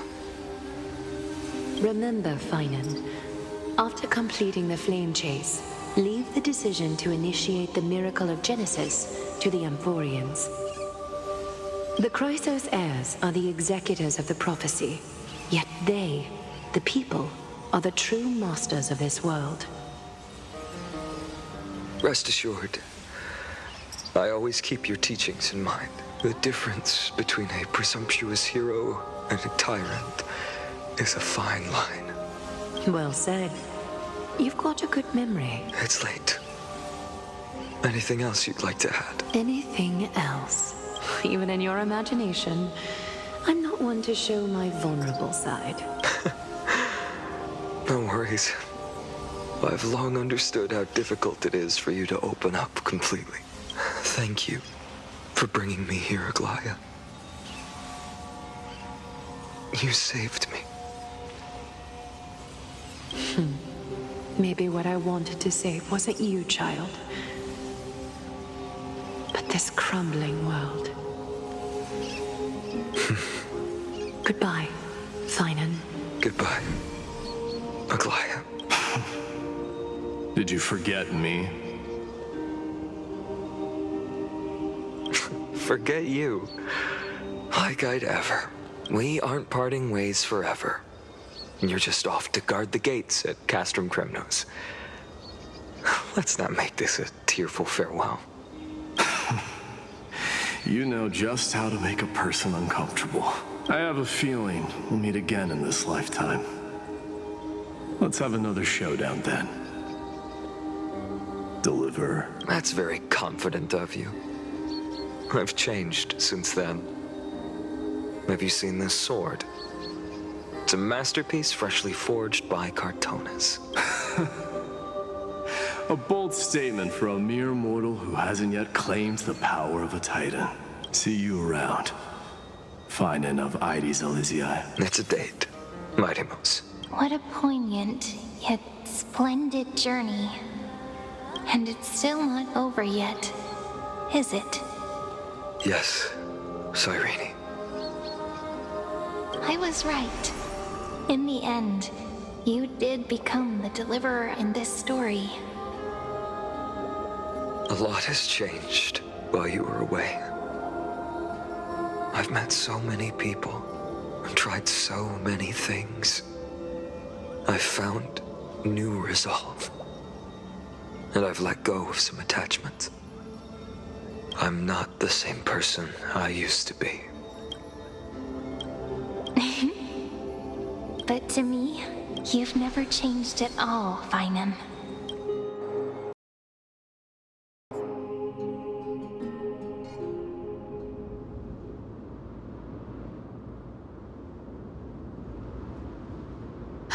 Dawn Cloud. This place holds so many different kinds of memories. I remember you could see the Goldweaver sign from here, all the way down the mountain. But my eyes aren't what they used to be 1,000 years ago. Cyphra, you seamstress. Tell me, does Akama have any treasures so rare that not even your... I mean, our shop has seen?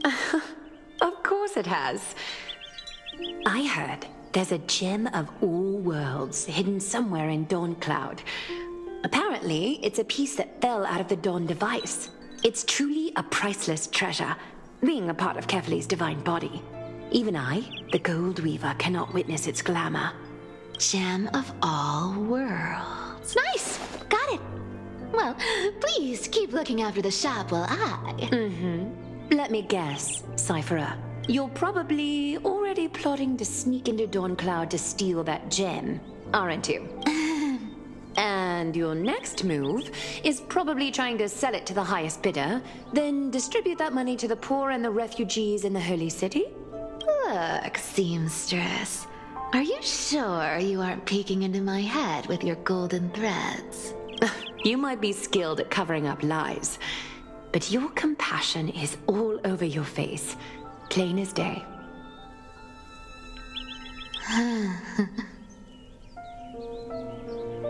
Don't lie to yourself.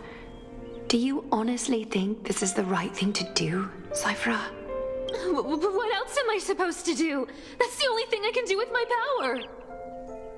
You keep talking about how I have the potential to become a good person, or even what people call a hero. But I don't know what I need to do to get there! I can't weave golden dresses like you! I can't sing as well as Miss Hyceelens! And I definitely don't know as much as Big Sis Treby! The only things I'm good at are the underhanded street smarts that no one even respects. But I still want to be worthy of you. I want to prove that you've made the right choice. Even thieves can dream.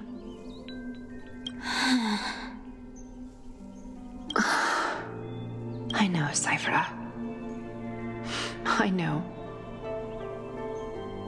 You are justified in your anger. Destiny is never fair. And your path is doomed to be even worse than everyone else's. You are fated to walk in the dark and bear the world's misunderstanding in this journey.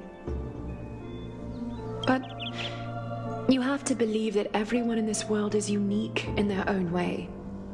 I am convinced that you're the only one who can bear the authority of trickery, even if you have to contend with the legendary 300 master thieves of Dolos. Aglaia, I just want everyone to believe that the world is beautiful, and that everyone is simple and kind. If only I could get everyone to believe that. Would that lie become reality?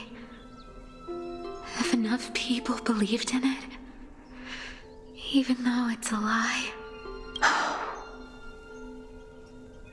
Lies will always be lies. But sometimes they can be more noble than the truth. Huh. Are you really planning to just stand there forever?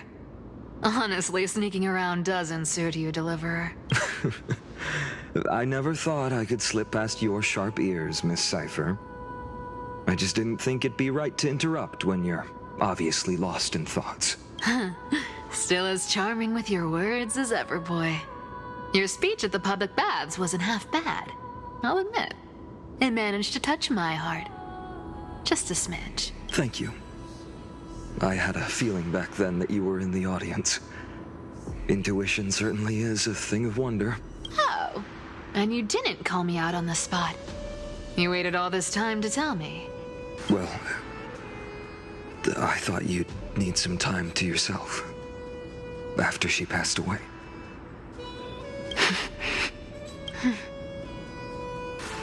None of your business. Enough small talk. Tell me, what kind of trouble did you run into that you need me, the super old-timer, to step in? We've only met a couple of times, but you've always gone straight to business. I respect that about you, old-timer, so I'll cut to the chase. You're probably aware that Aglaia has earned the support of the entire city for the Chrysos heirs.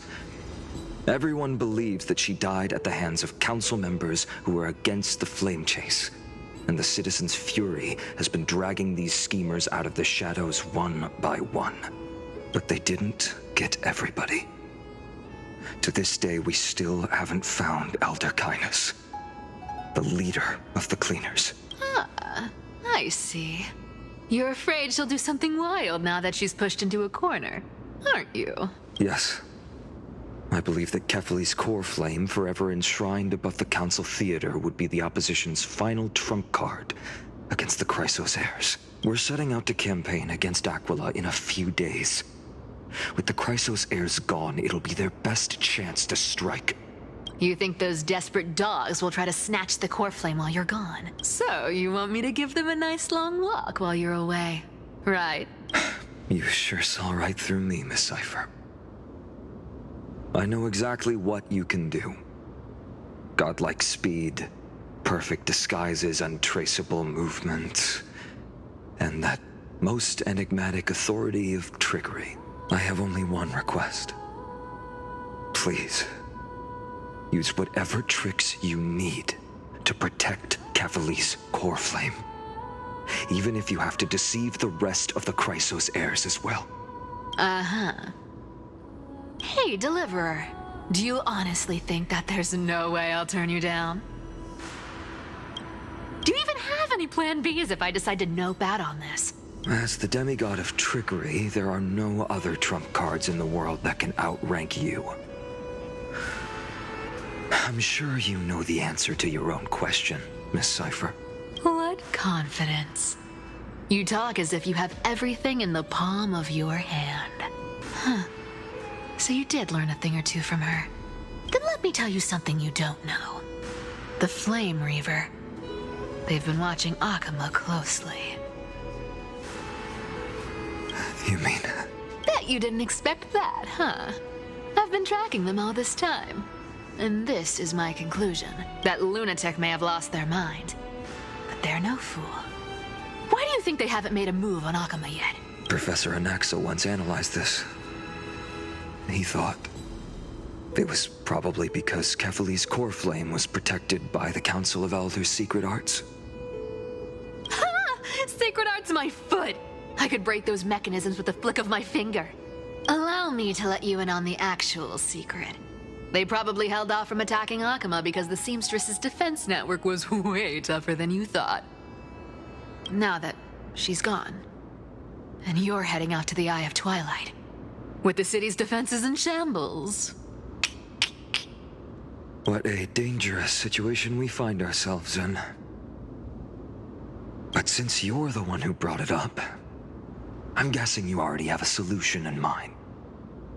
Just look how ridiculously calm you are right now. But you guessed it right. Consider this a 2-for-1 deal. I'll keep that lunatic entertained on top of protecting Kefali's core flame. You owe a big favor after this. You have my deepest gratitude. That Flame Reaver's power is truly unfathomable. Please be careful. Don't forget, Deliverer. There's a fundamental truth in this world. Cyphera will always get the last laugh. No need to worry about a demigod. I'll do my job. So you need to make sure you don't die before you pay me.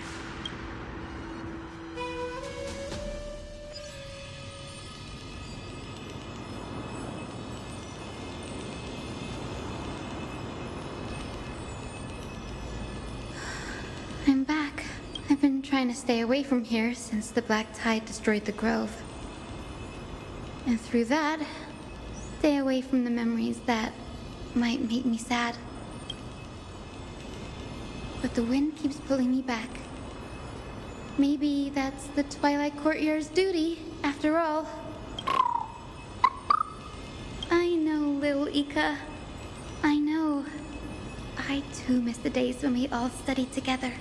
But we have an even more important mission this time round. Lord Finan has already set the date to campaign against Aquila. Being a descendant of the Sky People,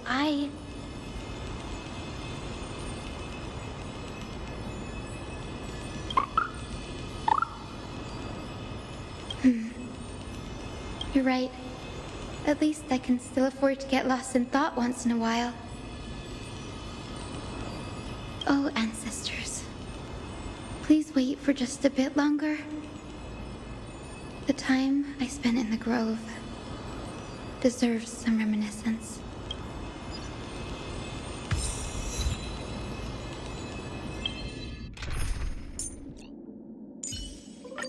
Lady Treeby, make sure you fly safely.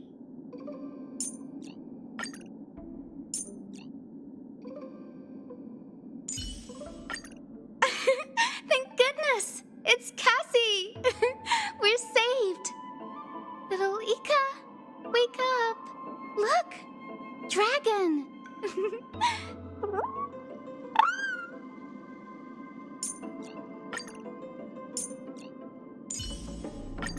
Professor Anaxa, it's time to put your theory into practice.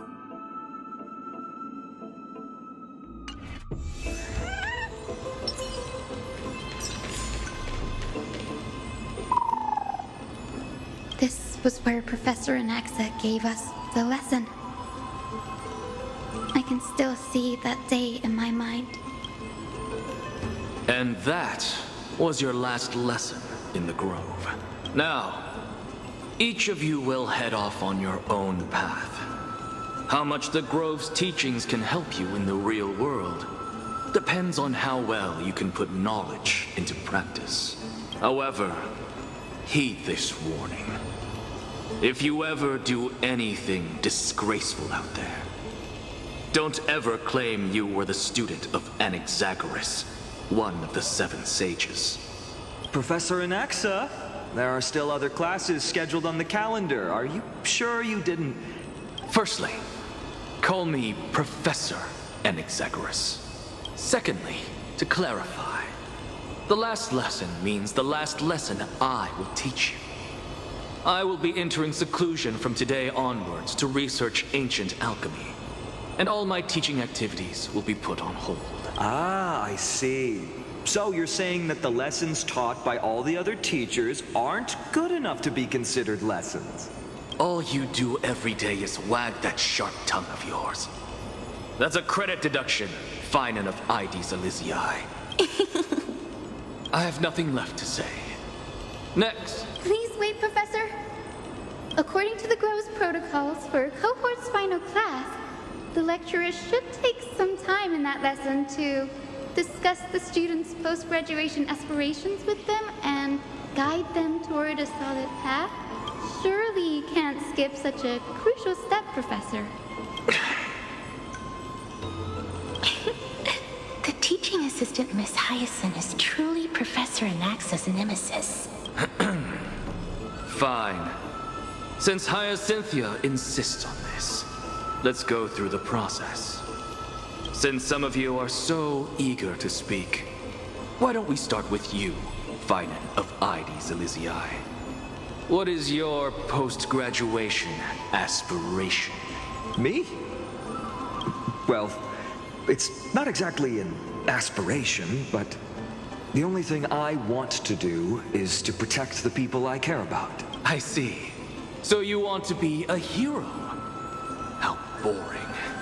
Next. I didn't say. Castorus, you've been giggling for quite some time. How about you go next? Perhaps my answer is a bit vague and meaningless, Professor Anaxagoras, but I hope the world can be freed from the agony of death, so that every living being may find calming peace. How naive. So naive that it makes me want to weep for your fairy tale. See, this is why I don't want to follow those outdated protocols. All I get are boring answers. Since you suggested this whole process, why don't you wrap this up, Hyacinthia? Share your aspiration with everyone, and let's see if yours stands out. So it's finally my turn. Good thing I came prepared. My aspiration is nothing less than completing the final blank page at the end of the hero's epic.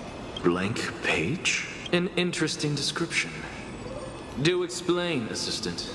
I've read all of Amphorius's heroic epics while studying at the Grove, and a common thread came to my attention. Almost every epic ends with a description of the hero's achievements. The few mention how the everyday people of that time lived. No one recorded the struggles and suffering the commoners endured. So you're saying that, instead of legendary heroes, you're more focused on commoners living on the peripheries of historical records. Perhaps I'm influenced by my background. My ancestor, Seliosi the Day Thunder Knight, raised her spear against the sky and ushered in the flame-chasing era that continues to this day. Her story is told to every child descended from the Skyfolk. We have no doubts about Seliosi's greatness, yet her towering figure overshadowed every record from that entire era. What about the Day Thunder Knight's family, allies, and friends? What about the survivors and those who died in the great battles? Whenever I think about their stories by the campfire, I realize the details of those legends have been long lost. And only Seliosi's name remains. Her brilliance had become as blinding as Aquila's, lording over everything on the ground. That's why I'm glad that my era does not lack heroes. All my ancestors had was a sad past. But I have a future I want to protect. Instead of becoming a hero and ushering in a golden deluge to baptize the world anew, I want to stay in the backline and save all the ordinary humans from drowning in the rising waves. I wish not to return to the sky, but to walk among the masses on Earth. I believe it's the only way for the saga of creation to include a footnote for the everyday people in its blank page. I'm getting embarrassed from remembering how I said all that, but my beliefs have never changed. Now I really have a chance to stay behind the hero's frontline and realize my dream. Danny, what are you doing here?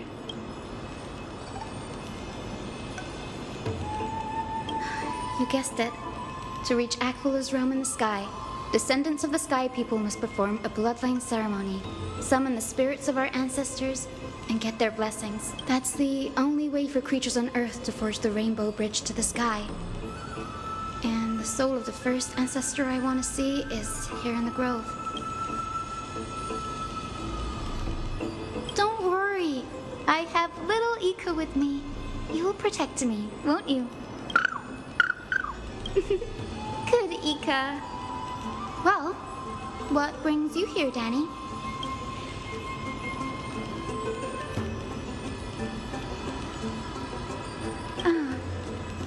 Right.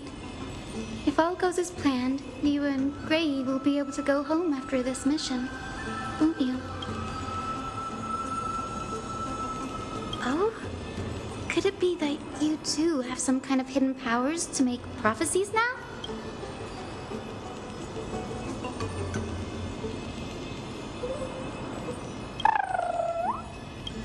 No, I didn't understand that either, little Ika. Since we've already met up, why don't you come with me, Danny?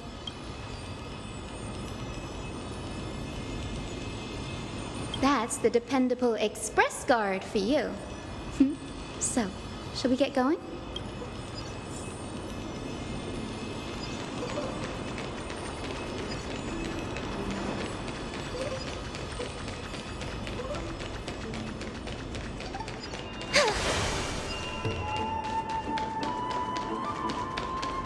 The chroma coffer is vibrating. There must be memories of an ancestor nearby.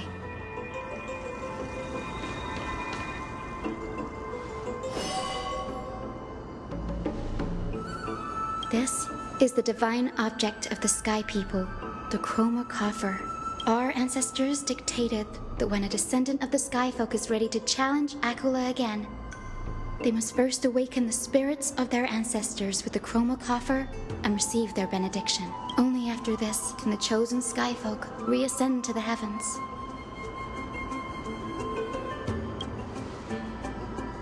Very prudent, wouldn't you say? The soul of an ancestor slumbers here. Now, I will awaken them.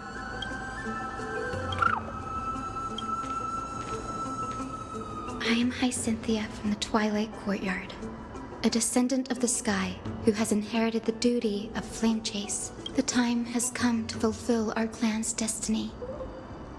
I will join the heroes of the prophecy to return to the sky and retrieve the core flame. Ancestor, please bestow upon me your generous blessing.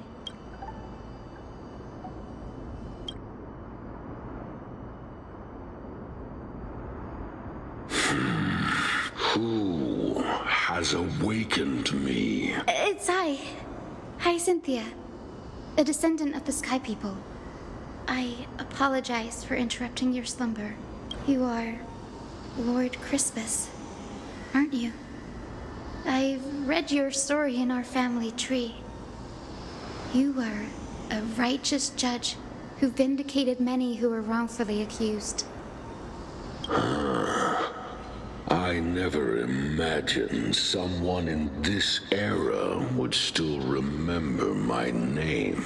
So, our bloodline and duty have continued to this distant age. Indeed, it has. I have awakened you in the hope of receiving your blessing, for the flame chase journey is nearing its perfect conclusion. And retrieving the core flame of Aquila is the final challenge the heroes will face. Perfect conclusion. Hyacinthia, you look very young, and you do not have the bearings of a warrior who can contend with a titan. How can you convince me that this blessing will not turn into a curse, leading a child like you to your demise? 1,000 years ago, Selioci, who conquered the skies, left behind legends and a will, entrusting the mission to return the Sky Titan's core flame to her descendants, to people like you and me. Though I'm not a warrior, I will not turn away from the mission that has flowed through our blood for 1,000 years. And I am not fighting alone. I have the strongest and most tenacious companions in the world. Amphorius is in an era brimming with heroes. The burden of retrieving Aquila's core flame no longer rests solely on the shoulders of the chosen Skyfolk.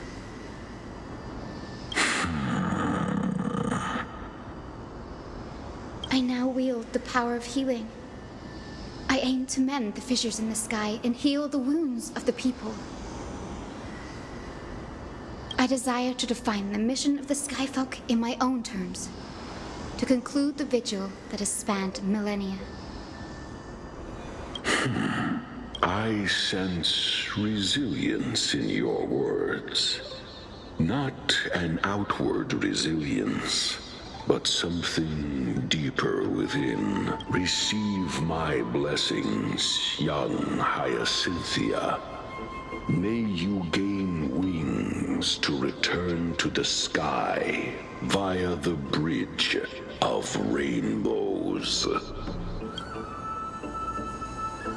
Thank you for your trust, Lord Crispus. We won't let you down. My ancestors were all pretty strong-willed people. It won't be easy convincing them. I've run through these upcoming conversations in my head more times than I can count. Now, the next ancestor on the list.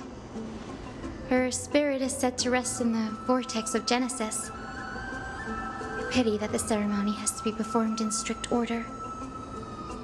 Shall we head back to Akama together, Danny?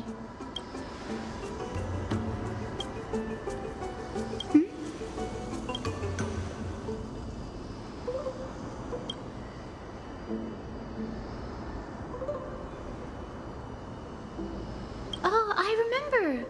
I didn't expect you to keep at it this long. That's so like you, Danny.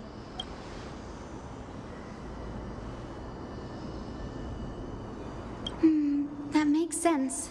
Bagusa was always described as a fickle titan in the myths. Since you're offering, then let me put your skills to the test, Danny.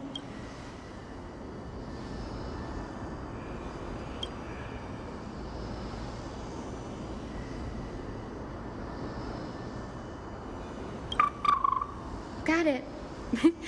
I'm counting on you, Danny.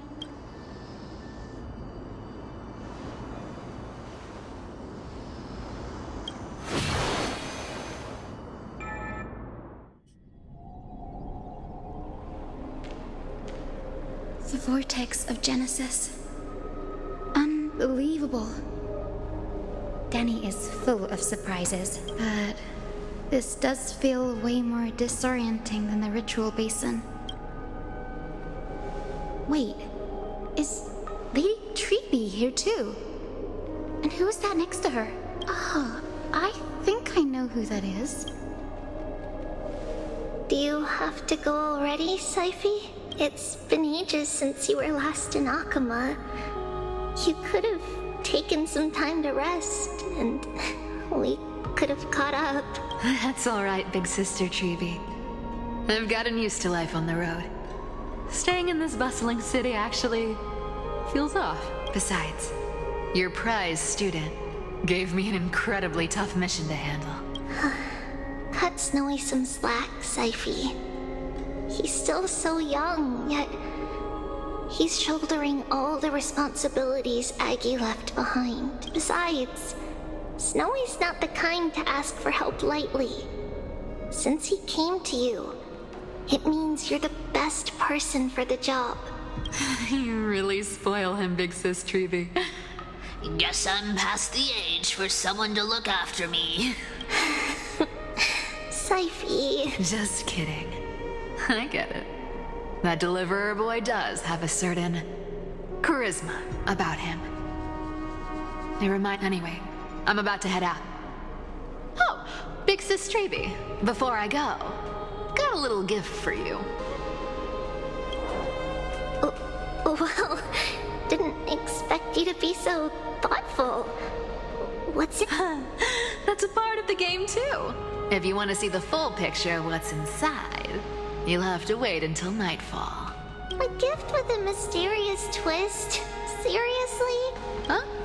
Looks like we have company. Lady Treeby, and this graceful lady must be Miss Cypher. I'm Hyacinthia from the Twilight Courtyard.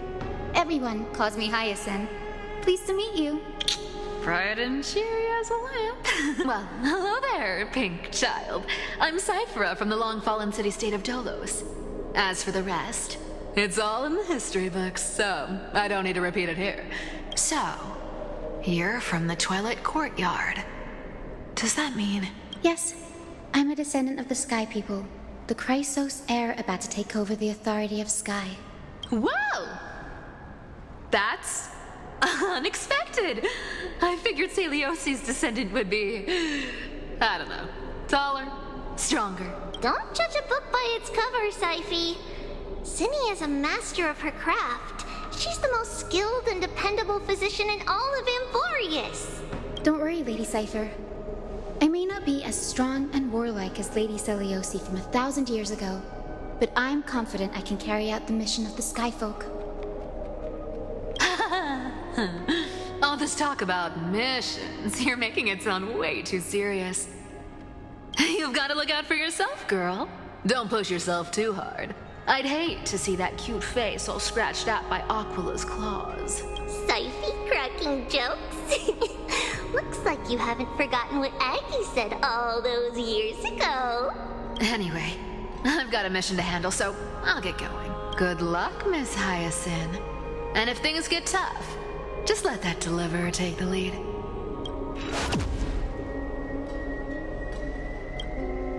Miss Cypher is in such a hurry. Don't worry, she's always been like that. It's good to have her back in Akama lending a hand. Oh, well, enough about her for now.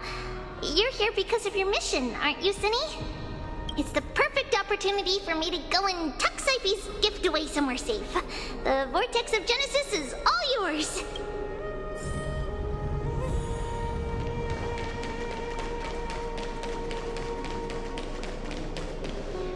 I will join the heroes of the prophecy to return to the sky and retrieve the core flame. Ancestor, please bestow upon me your generous blessing.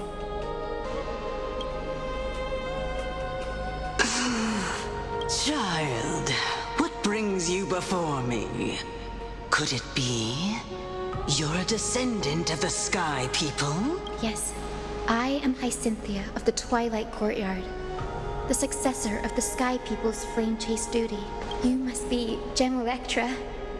Legend has it that during the Chrysos War, you led our people to ally with Akuma and held back the Kremnoan forces. It was your victory that earned the Sky People a place in the Holy City. Hyacinthia, you seem well versed in our clan's history. And this is the Vortex of Genesis? It is. Look, 10 stars have already been lit. The Chrysos Heir's flame chase journey is nearing its end. Are those the core flames of Fagusa and Giorios? Does that mean Hycelans and the Mountain Dwellers successfully carried out their duty? As fellow pillars of Amphorius, who would have thought that Sky's duty could only be fulfilled after 1,000 years? It's because Sky shelters all beneath it. If it were to shatter, the world would fall apart with it. That's why Lady Aglaia made the core flame of Aquila the final step in our campaign. Aglaia? Is she still on the flame chase journey after 1,000 years? Unfortunately, she has recently left us. But you're right. She was indeed still guiding the Chrysos heirs forward. Incredible. That girl actually managed to endure the merciless erosion of time, and lasted for so long. Answer me, Hyacinthia. Since you recognize me, you must have also read my writings, no? Every record regarding my lineage is etched in my memory, including your words. In that case, you're probably aware of the prophecy I sought from a certain Trebios. Yes. At the end of the Rainbow Bridge, the Sky Folk will mend dusk and dawn. But unfortunately, no ancestor has ever been able to truly decipher its meaning. I see. Yet, Trebios's prophecies never fail. Perhaps you'll be the one to witness its fulfillment, child. May the prophecy lead you to a gentle fate. Thank you, Lady Ectra. Whatever fate the prophecy holds, I'll face it head on. It's only by giving everything we have that we can truly accept any outcome with a smile. Won't you agree? I like you, child. I wish this conversation could go on a little longer. Take my blessing, Hyacinthia. When I first saw you, I indeed had my doubts. But your resolve has touched me. If Sky's divinity is fated to pass on, I hope it incorporates your optimism and kindness. Your blessing is a treasure beyond measure, General. Rest well. I'll make sure your gift is put to its best use. General Ectra is so different from how the records described her. She's quite a gentle person. All right, time to head back to the Grove. I shouldn't keep Danny and little Ika waiting.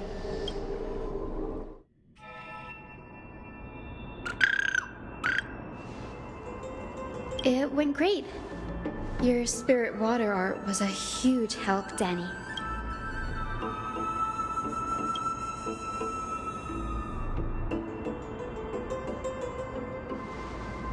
What's wrong, Danny?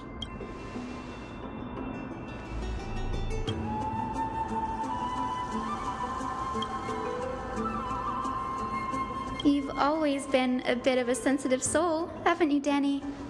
Lady Trinan deciphers countless prophecies every day, and this one's just another among many. Don't worry too much about it. Come on, Danny. Don't look so gloomy.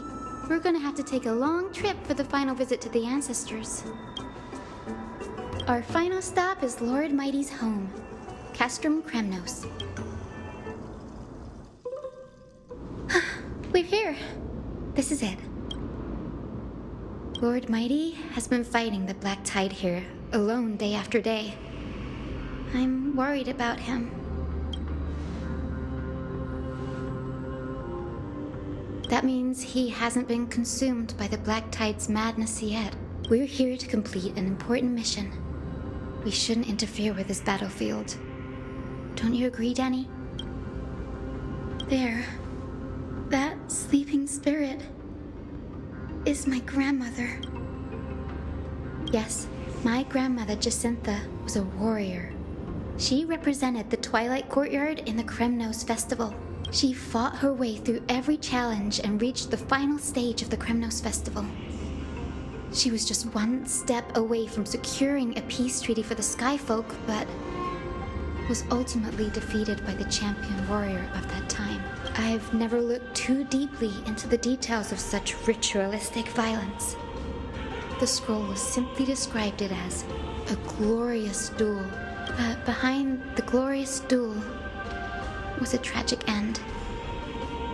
Not long after the festival, my grandmother's injuries worsened, and she passed away far from home. This prophecy tablet was left here by the Kremnoans to honor her final wish. Her death marked the final collapse of the Twilight Courtyard, already fragile under the shadow of war. Was Lord Crataros.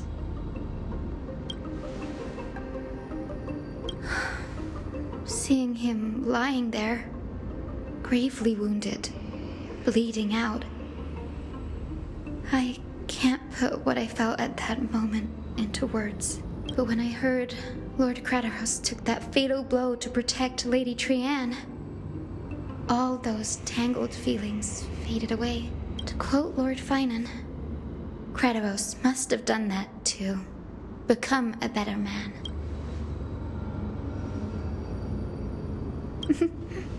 You're getting better at this, Danny. In her final diary entry, my grandmother wrote that when the moment of destiny comes, a descendant of the Sky People would deliver the message of their departure to her spirit. I wonder what she'd think when the one awaking her turns out to be her beloved granddaughter. I will join the heroes of the prophecy to return to the sky and retrieve the core flame, ancestor. Please bestow upon me your generous blessing. Is this the world of the living? Wait. You. Could you be? Grandmother? It's me. You're Hyacinthia. Hyacinthia. My little hummingbird. Why? How? Why is it you who awakened me? I have never imagined this. I thought I would feel happy for all my ancestors when this day came, but now I can't even experience the joy of seeing you again. Do you remember that you and Father took me to my very first skyrite when I was 8? Back then, you wanted me to pick one accessory out of 4.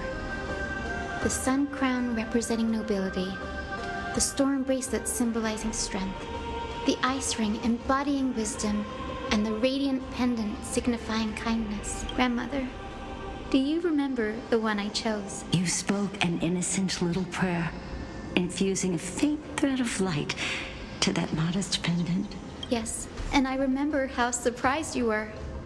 In all those centuries, no other child of the Sky People had ever made the same choice I did.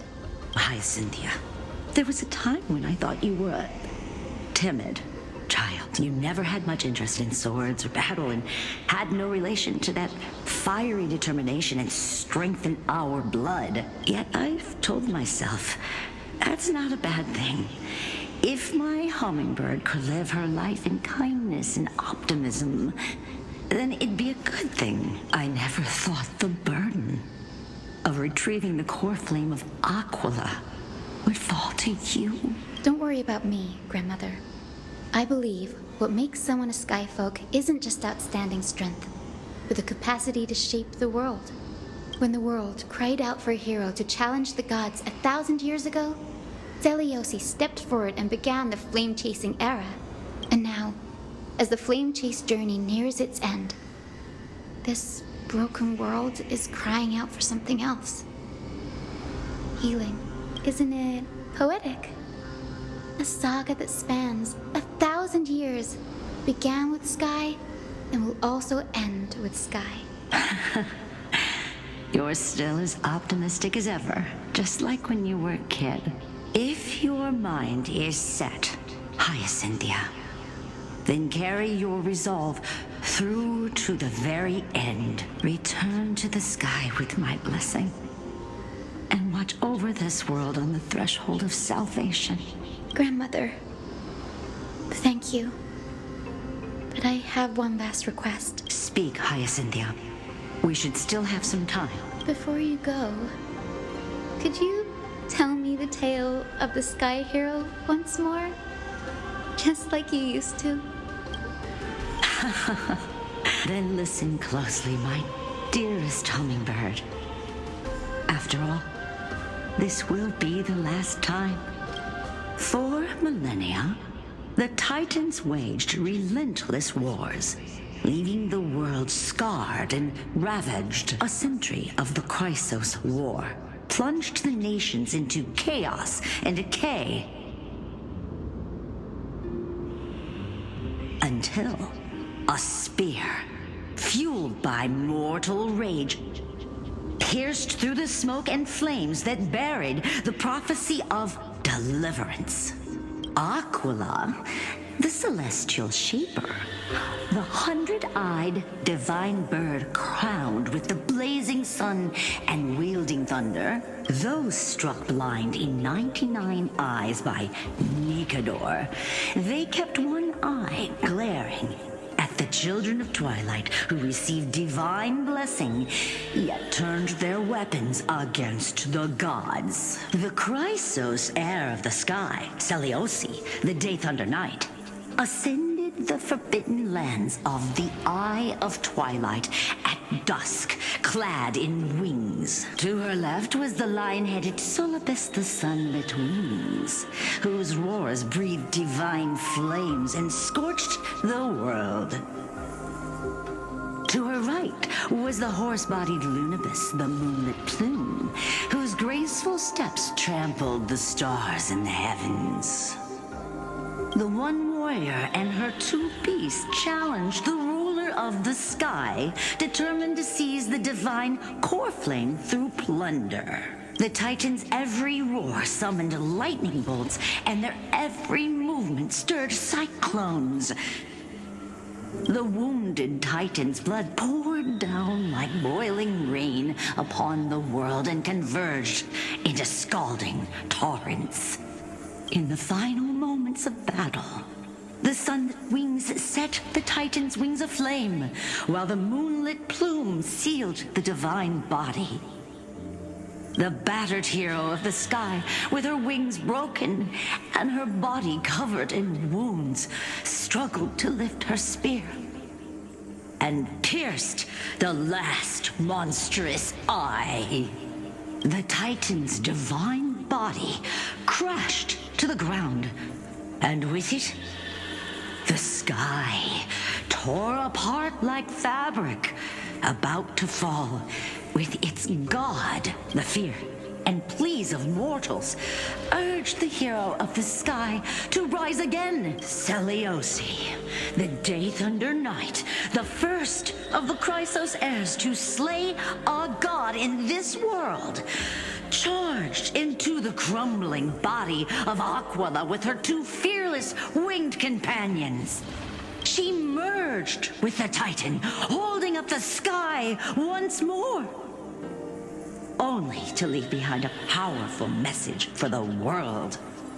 My descendants will be blessed and cross the Rainbow Bridge back to the sky.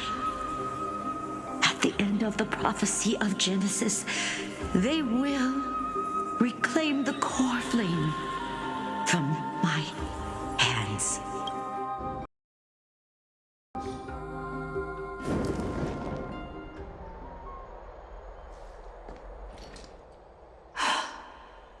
Today's the day. Wow, I didn't expect it to be so lively up here. Are these people here to send off the Chrysos heirs? There's Sveinen. Let's go talk to him.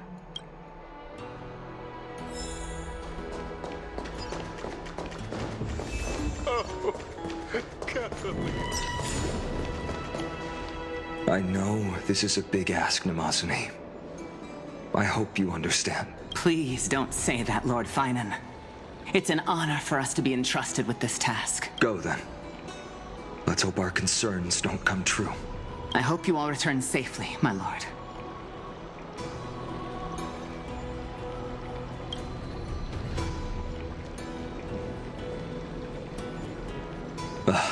There you are, partner. You didn't oversleep this time, did you? You like calling me that, don't you? Oh, well, I've embraced it now. It doesn't even faze me anymore. Ready, comrade? If all goes according to plan, this could be the last battle where we fight at each other's side. If the curse separating Amphorius from the world beyond the sky is truly Aquila's doing, then you'll be able to return home after their fall. That would be a problem.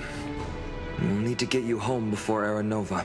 Let's leave the emotional goodbyes for later. That'll give us some time to figure out what we should be feeling at that time. Besides, when we were playing the Seal Slammers, that bumping seal game, didn't you teach me something back then? Crack the champagne at halftime to watch victory slip away. The last mile is the hardest. That's from Dan Heng. Same principle, just more elegantly put. Hey, speaking of Dan Heng, where is he? He arrived before everyone else and climbed to the cliff top to wait for us. He's probably not keen on being the center of attention. Lord Finan, please make sure you all come back safely. Please defeat the indifferent Eye of Twilight and restore compassionate sky to Amphorius. Thank you all for your blessings. Rest assured, we're fully prepared. But I'm not the main attraction today. Please don't hesitate to cheer for Miss Hyacin when she arrives. Miss Hyacin, the chosen daughter of the sky, the pride of the Twilight Courtyard. She's not just the pride of Akama, but all of Amphorius as well. And furthermore, while the Flame Chase journey is led by the Chrysos heirs, it's not just those chosen by Aglaya who contributed to it. Let's extend our gratitude to the 2 warriors of the Outlands who bravely stepped up and risked their lives for those they've never met. Hero, your saga will be chronicled in epics and celebrated across the New World. Warrior from the Outlands, endowed with the might of Orynyx, the vanguard of deliverance.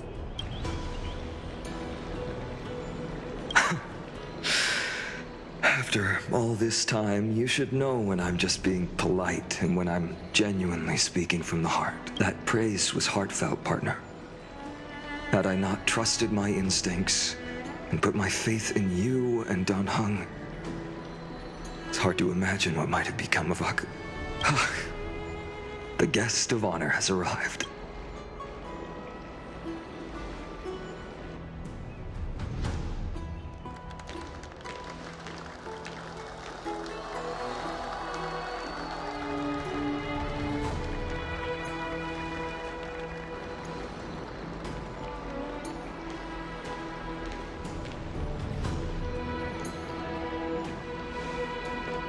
People of Akama, I've been blessed by the ancestors of the Sky People. They have agreed to bestow the 1,000-year mission to me, and to have me claim the core flame of Aquila.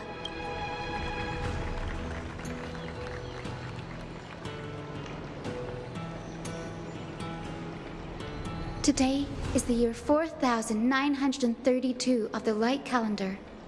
1062 years since the hero Seliosi initiated the Flame Chase journey. I, Hyacinthia of the Sky People, am prepared to lead the children of humanity back to the sky. History doesn't breathe evenly. At times, it suspends its breath for millennia, as though time is frozen. At other times, it pants rapidly, as if poised to topple the world and our civilization in an instant. Its hurried gasps have sparked a tempest, sweeping all of us along. Hyacinth, as an observer, you've witnessed the return of 4 core flames, and now it's your turn to fulfill your duty. Please, guide us into the heart of the storm as the executioner of this mission.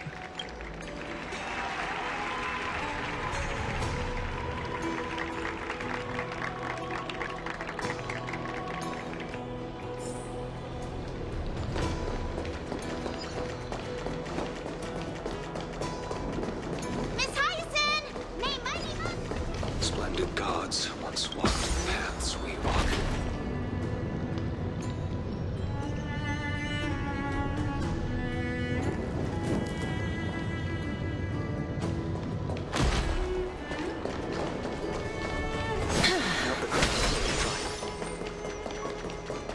To be immortalized. They'll surely seize the core flame of Sky.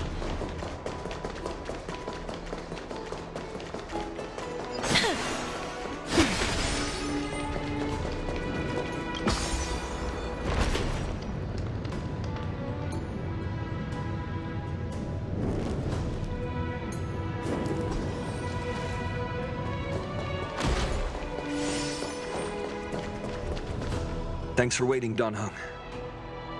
The team tasked with conquering Aquila has finally assembled.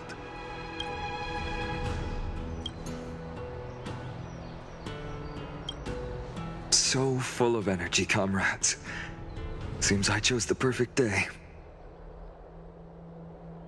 Hyacinth, it's all yours now. Legend tells of the Skyfolk once divided into many tribes. The Sunfolk worshipped the sun. The Rainfolk were devoted to storms.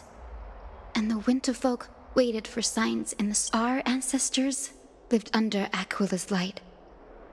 Yet they were blinded to all but one color. They forgot that the light that illuminates the world is made of countless different colors. That's why the rainbow is my favorite. For not only does it reflect the many colors, it is also a bridge. And I want to use the Rainbow Bridge to link everyone's hearts and give hope to every soul on Earth. Ancestors, with the rainbow as your guide, lead me back to the home of the Skyfolk, a land we have not seen for 1,000 years.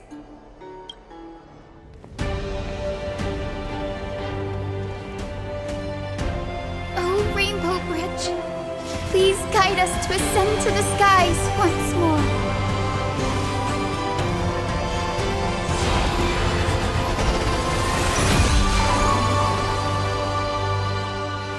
Friends, let us soar together.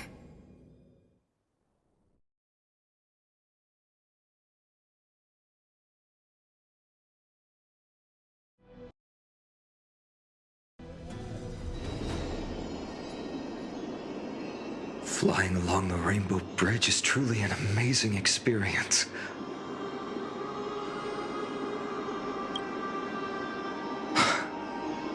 The Eye of Twilight. It's the legendary sky fortress of Aquila. I never imagined that one day I'd be able to step foot on it. My ancestors once built a magnificent civilization among the heavens.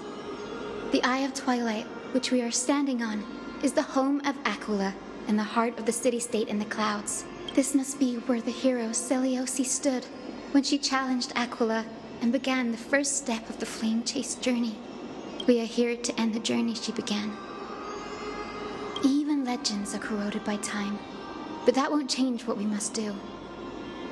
According to historical records, the civilization that worshipped Aquila once mastered advanced technology, which made their strategically located Sky Castrum the only force that could face Castrum Kremnos head-on in the Chrysos War. But they were divided within.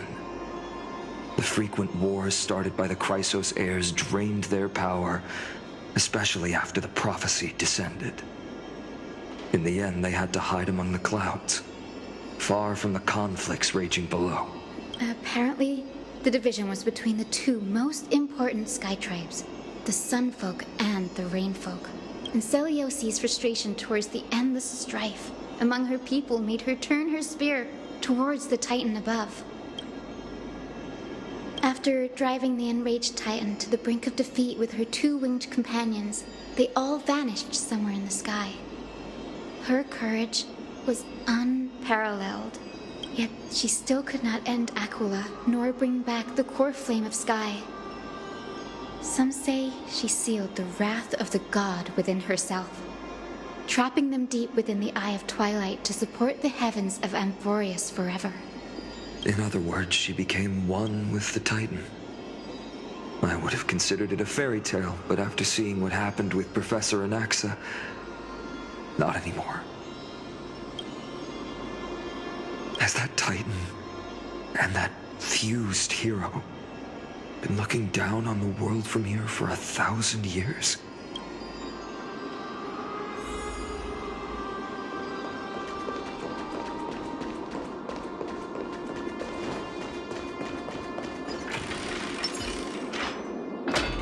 It's been so long. Maybe the Eye of Twilight has already turned into ruins.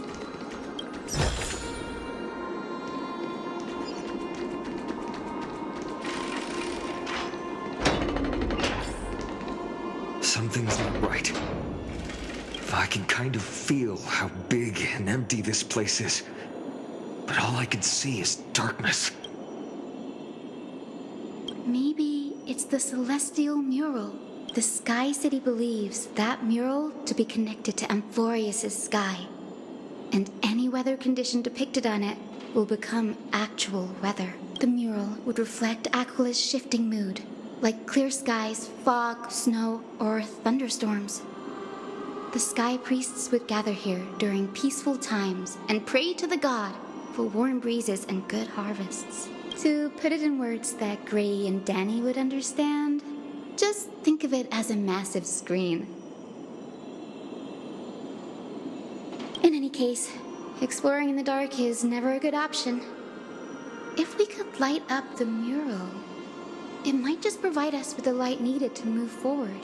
That really conspicuous device might be part of the ritual. Let's go take a look. It's dark, so watch your feet.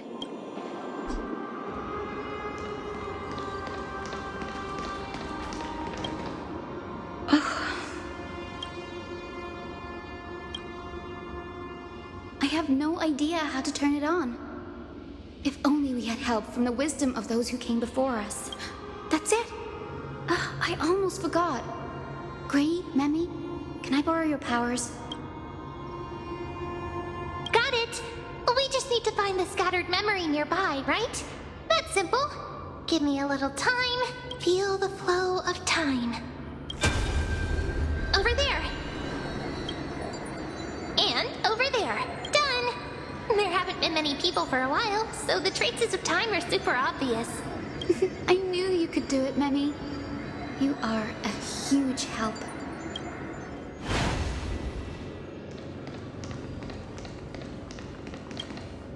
Arrogant sunfolk.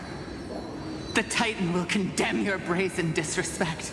But Aquila, you that shape the sky, why do you avoid the pursuit of dark clouds?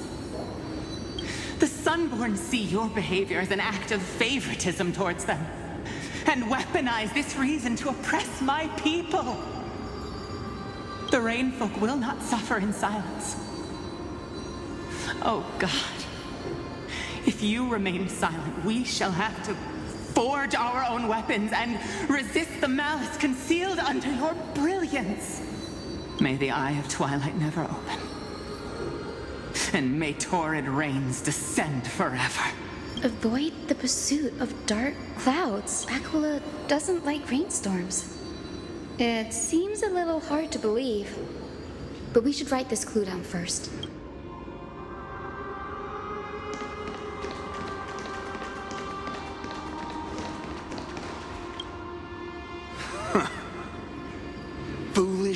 Rainfolk. The great Aquila has already left a mark of their manifestation on the Golden Clouds. The gods' choice is clear. Only we, the Sunborn, are the true heirs of the sky. This war is destined to end in the victory of the Sunfolk. May the Eye of Twilight never close. May eternal daylight embrace the land! Left a mark among the Golden Clouds. Is this referring to the Celestial Mural? But we can't see anything right now. It is, as the rumors said. The Sky Castrum was far from united. My guess was right. This venue is indeed where celestial rituals were performed. Memi, can you retrieve even more memories? No problem at all. Here goes. There we are. Wind, snow, rain, shine. In the name of the sky's 100 eyes, I bring celestial phenomena upon the world. The turn of dawn and dusk. Commanding the celestial globe, awaken. Celestial Mural. Stop, foolish Cloudborn! How dare you tamper with the celestial globe and distort the weather? This is blasphemy! The Titan bequeathed the celestial globe to our ancestors, so that we could divide the light and dark equally between day and night. So that all things could grow beneath the celestial phenomenon they preferred. But the Sunborn have asserted control over the celestial mural. And now the days are endless, subjecting the land to drought and burning. And you have the gall to accuse the Rainfolk, who you've oppressed. The land? It is our eternal nemesis. How can storm clouds and rain, unloved by Aquila, lead the Skyfolk to victory in the Chrysos War? Your character is as weak as your faith. Go seek out a corner untouched by the sun and weep solitary tears in the shadows. That's all you lot know how to do anyway. Cry in silence. Then let us show you what we are really made of. You? What are you? What are you trying to do? Fanatics whose minds have been muddled by the heat. By Aquila above. Meet your demise!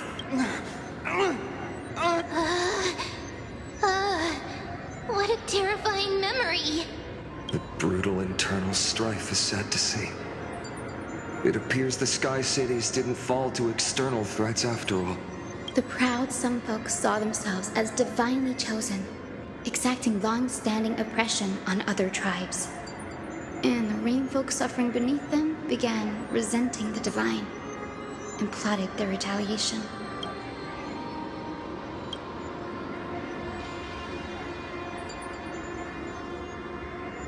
No matter the era, conflict among humans is destined to persist. Having witnessed the actions of Kindness and the Cleaners, it isn't so hard to understand this piece of history. There's nothing but empty silence here. I fear there were no winners. The hero Seliosi. How did she view the ancient feud between the Sunfolk and Rainfolk? The legends focus on her god-slaying expedition, but are hazy on the fall of the Sky Denizens. Perhaps I can piece together the true face of history here. One step at a time. Do you remember the verse that Rainfolk sang, Hyacinth? Yes, I already memorized it. Now, shall we try to wake it up?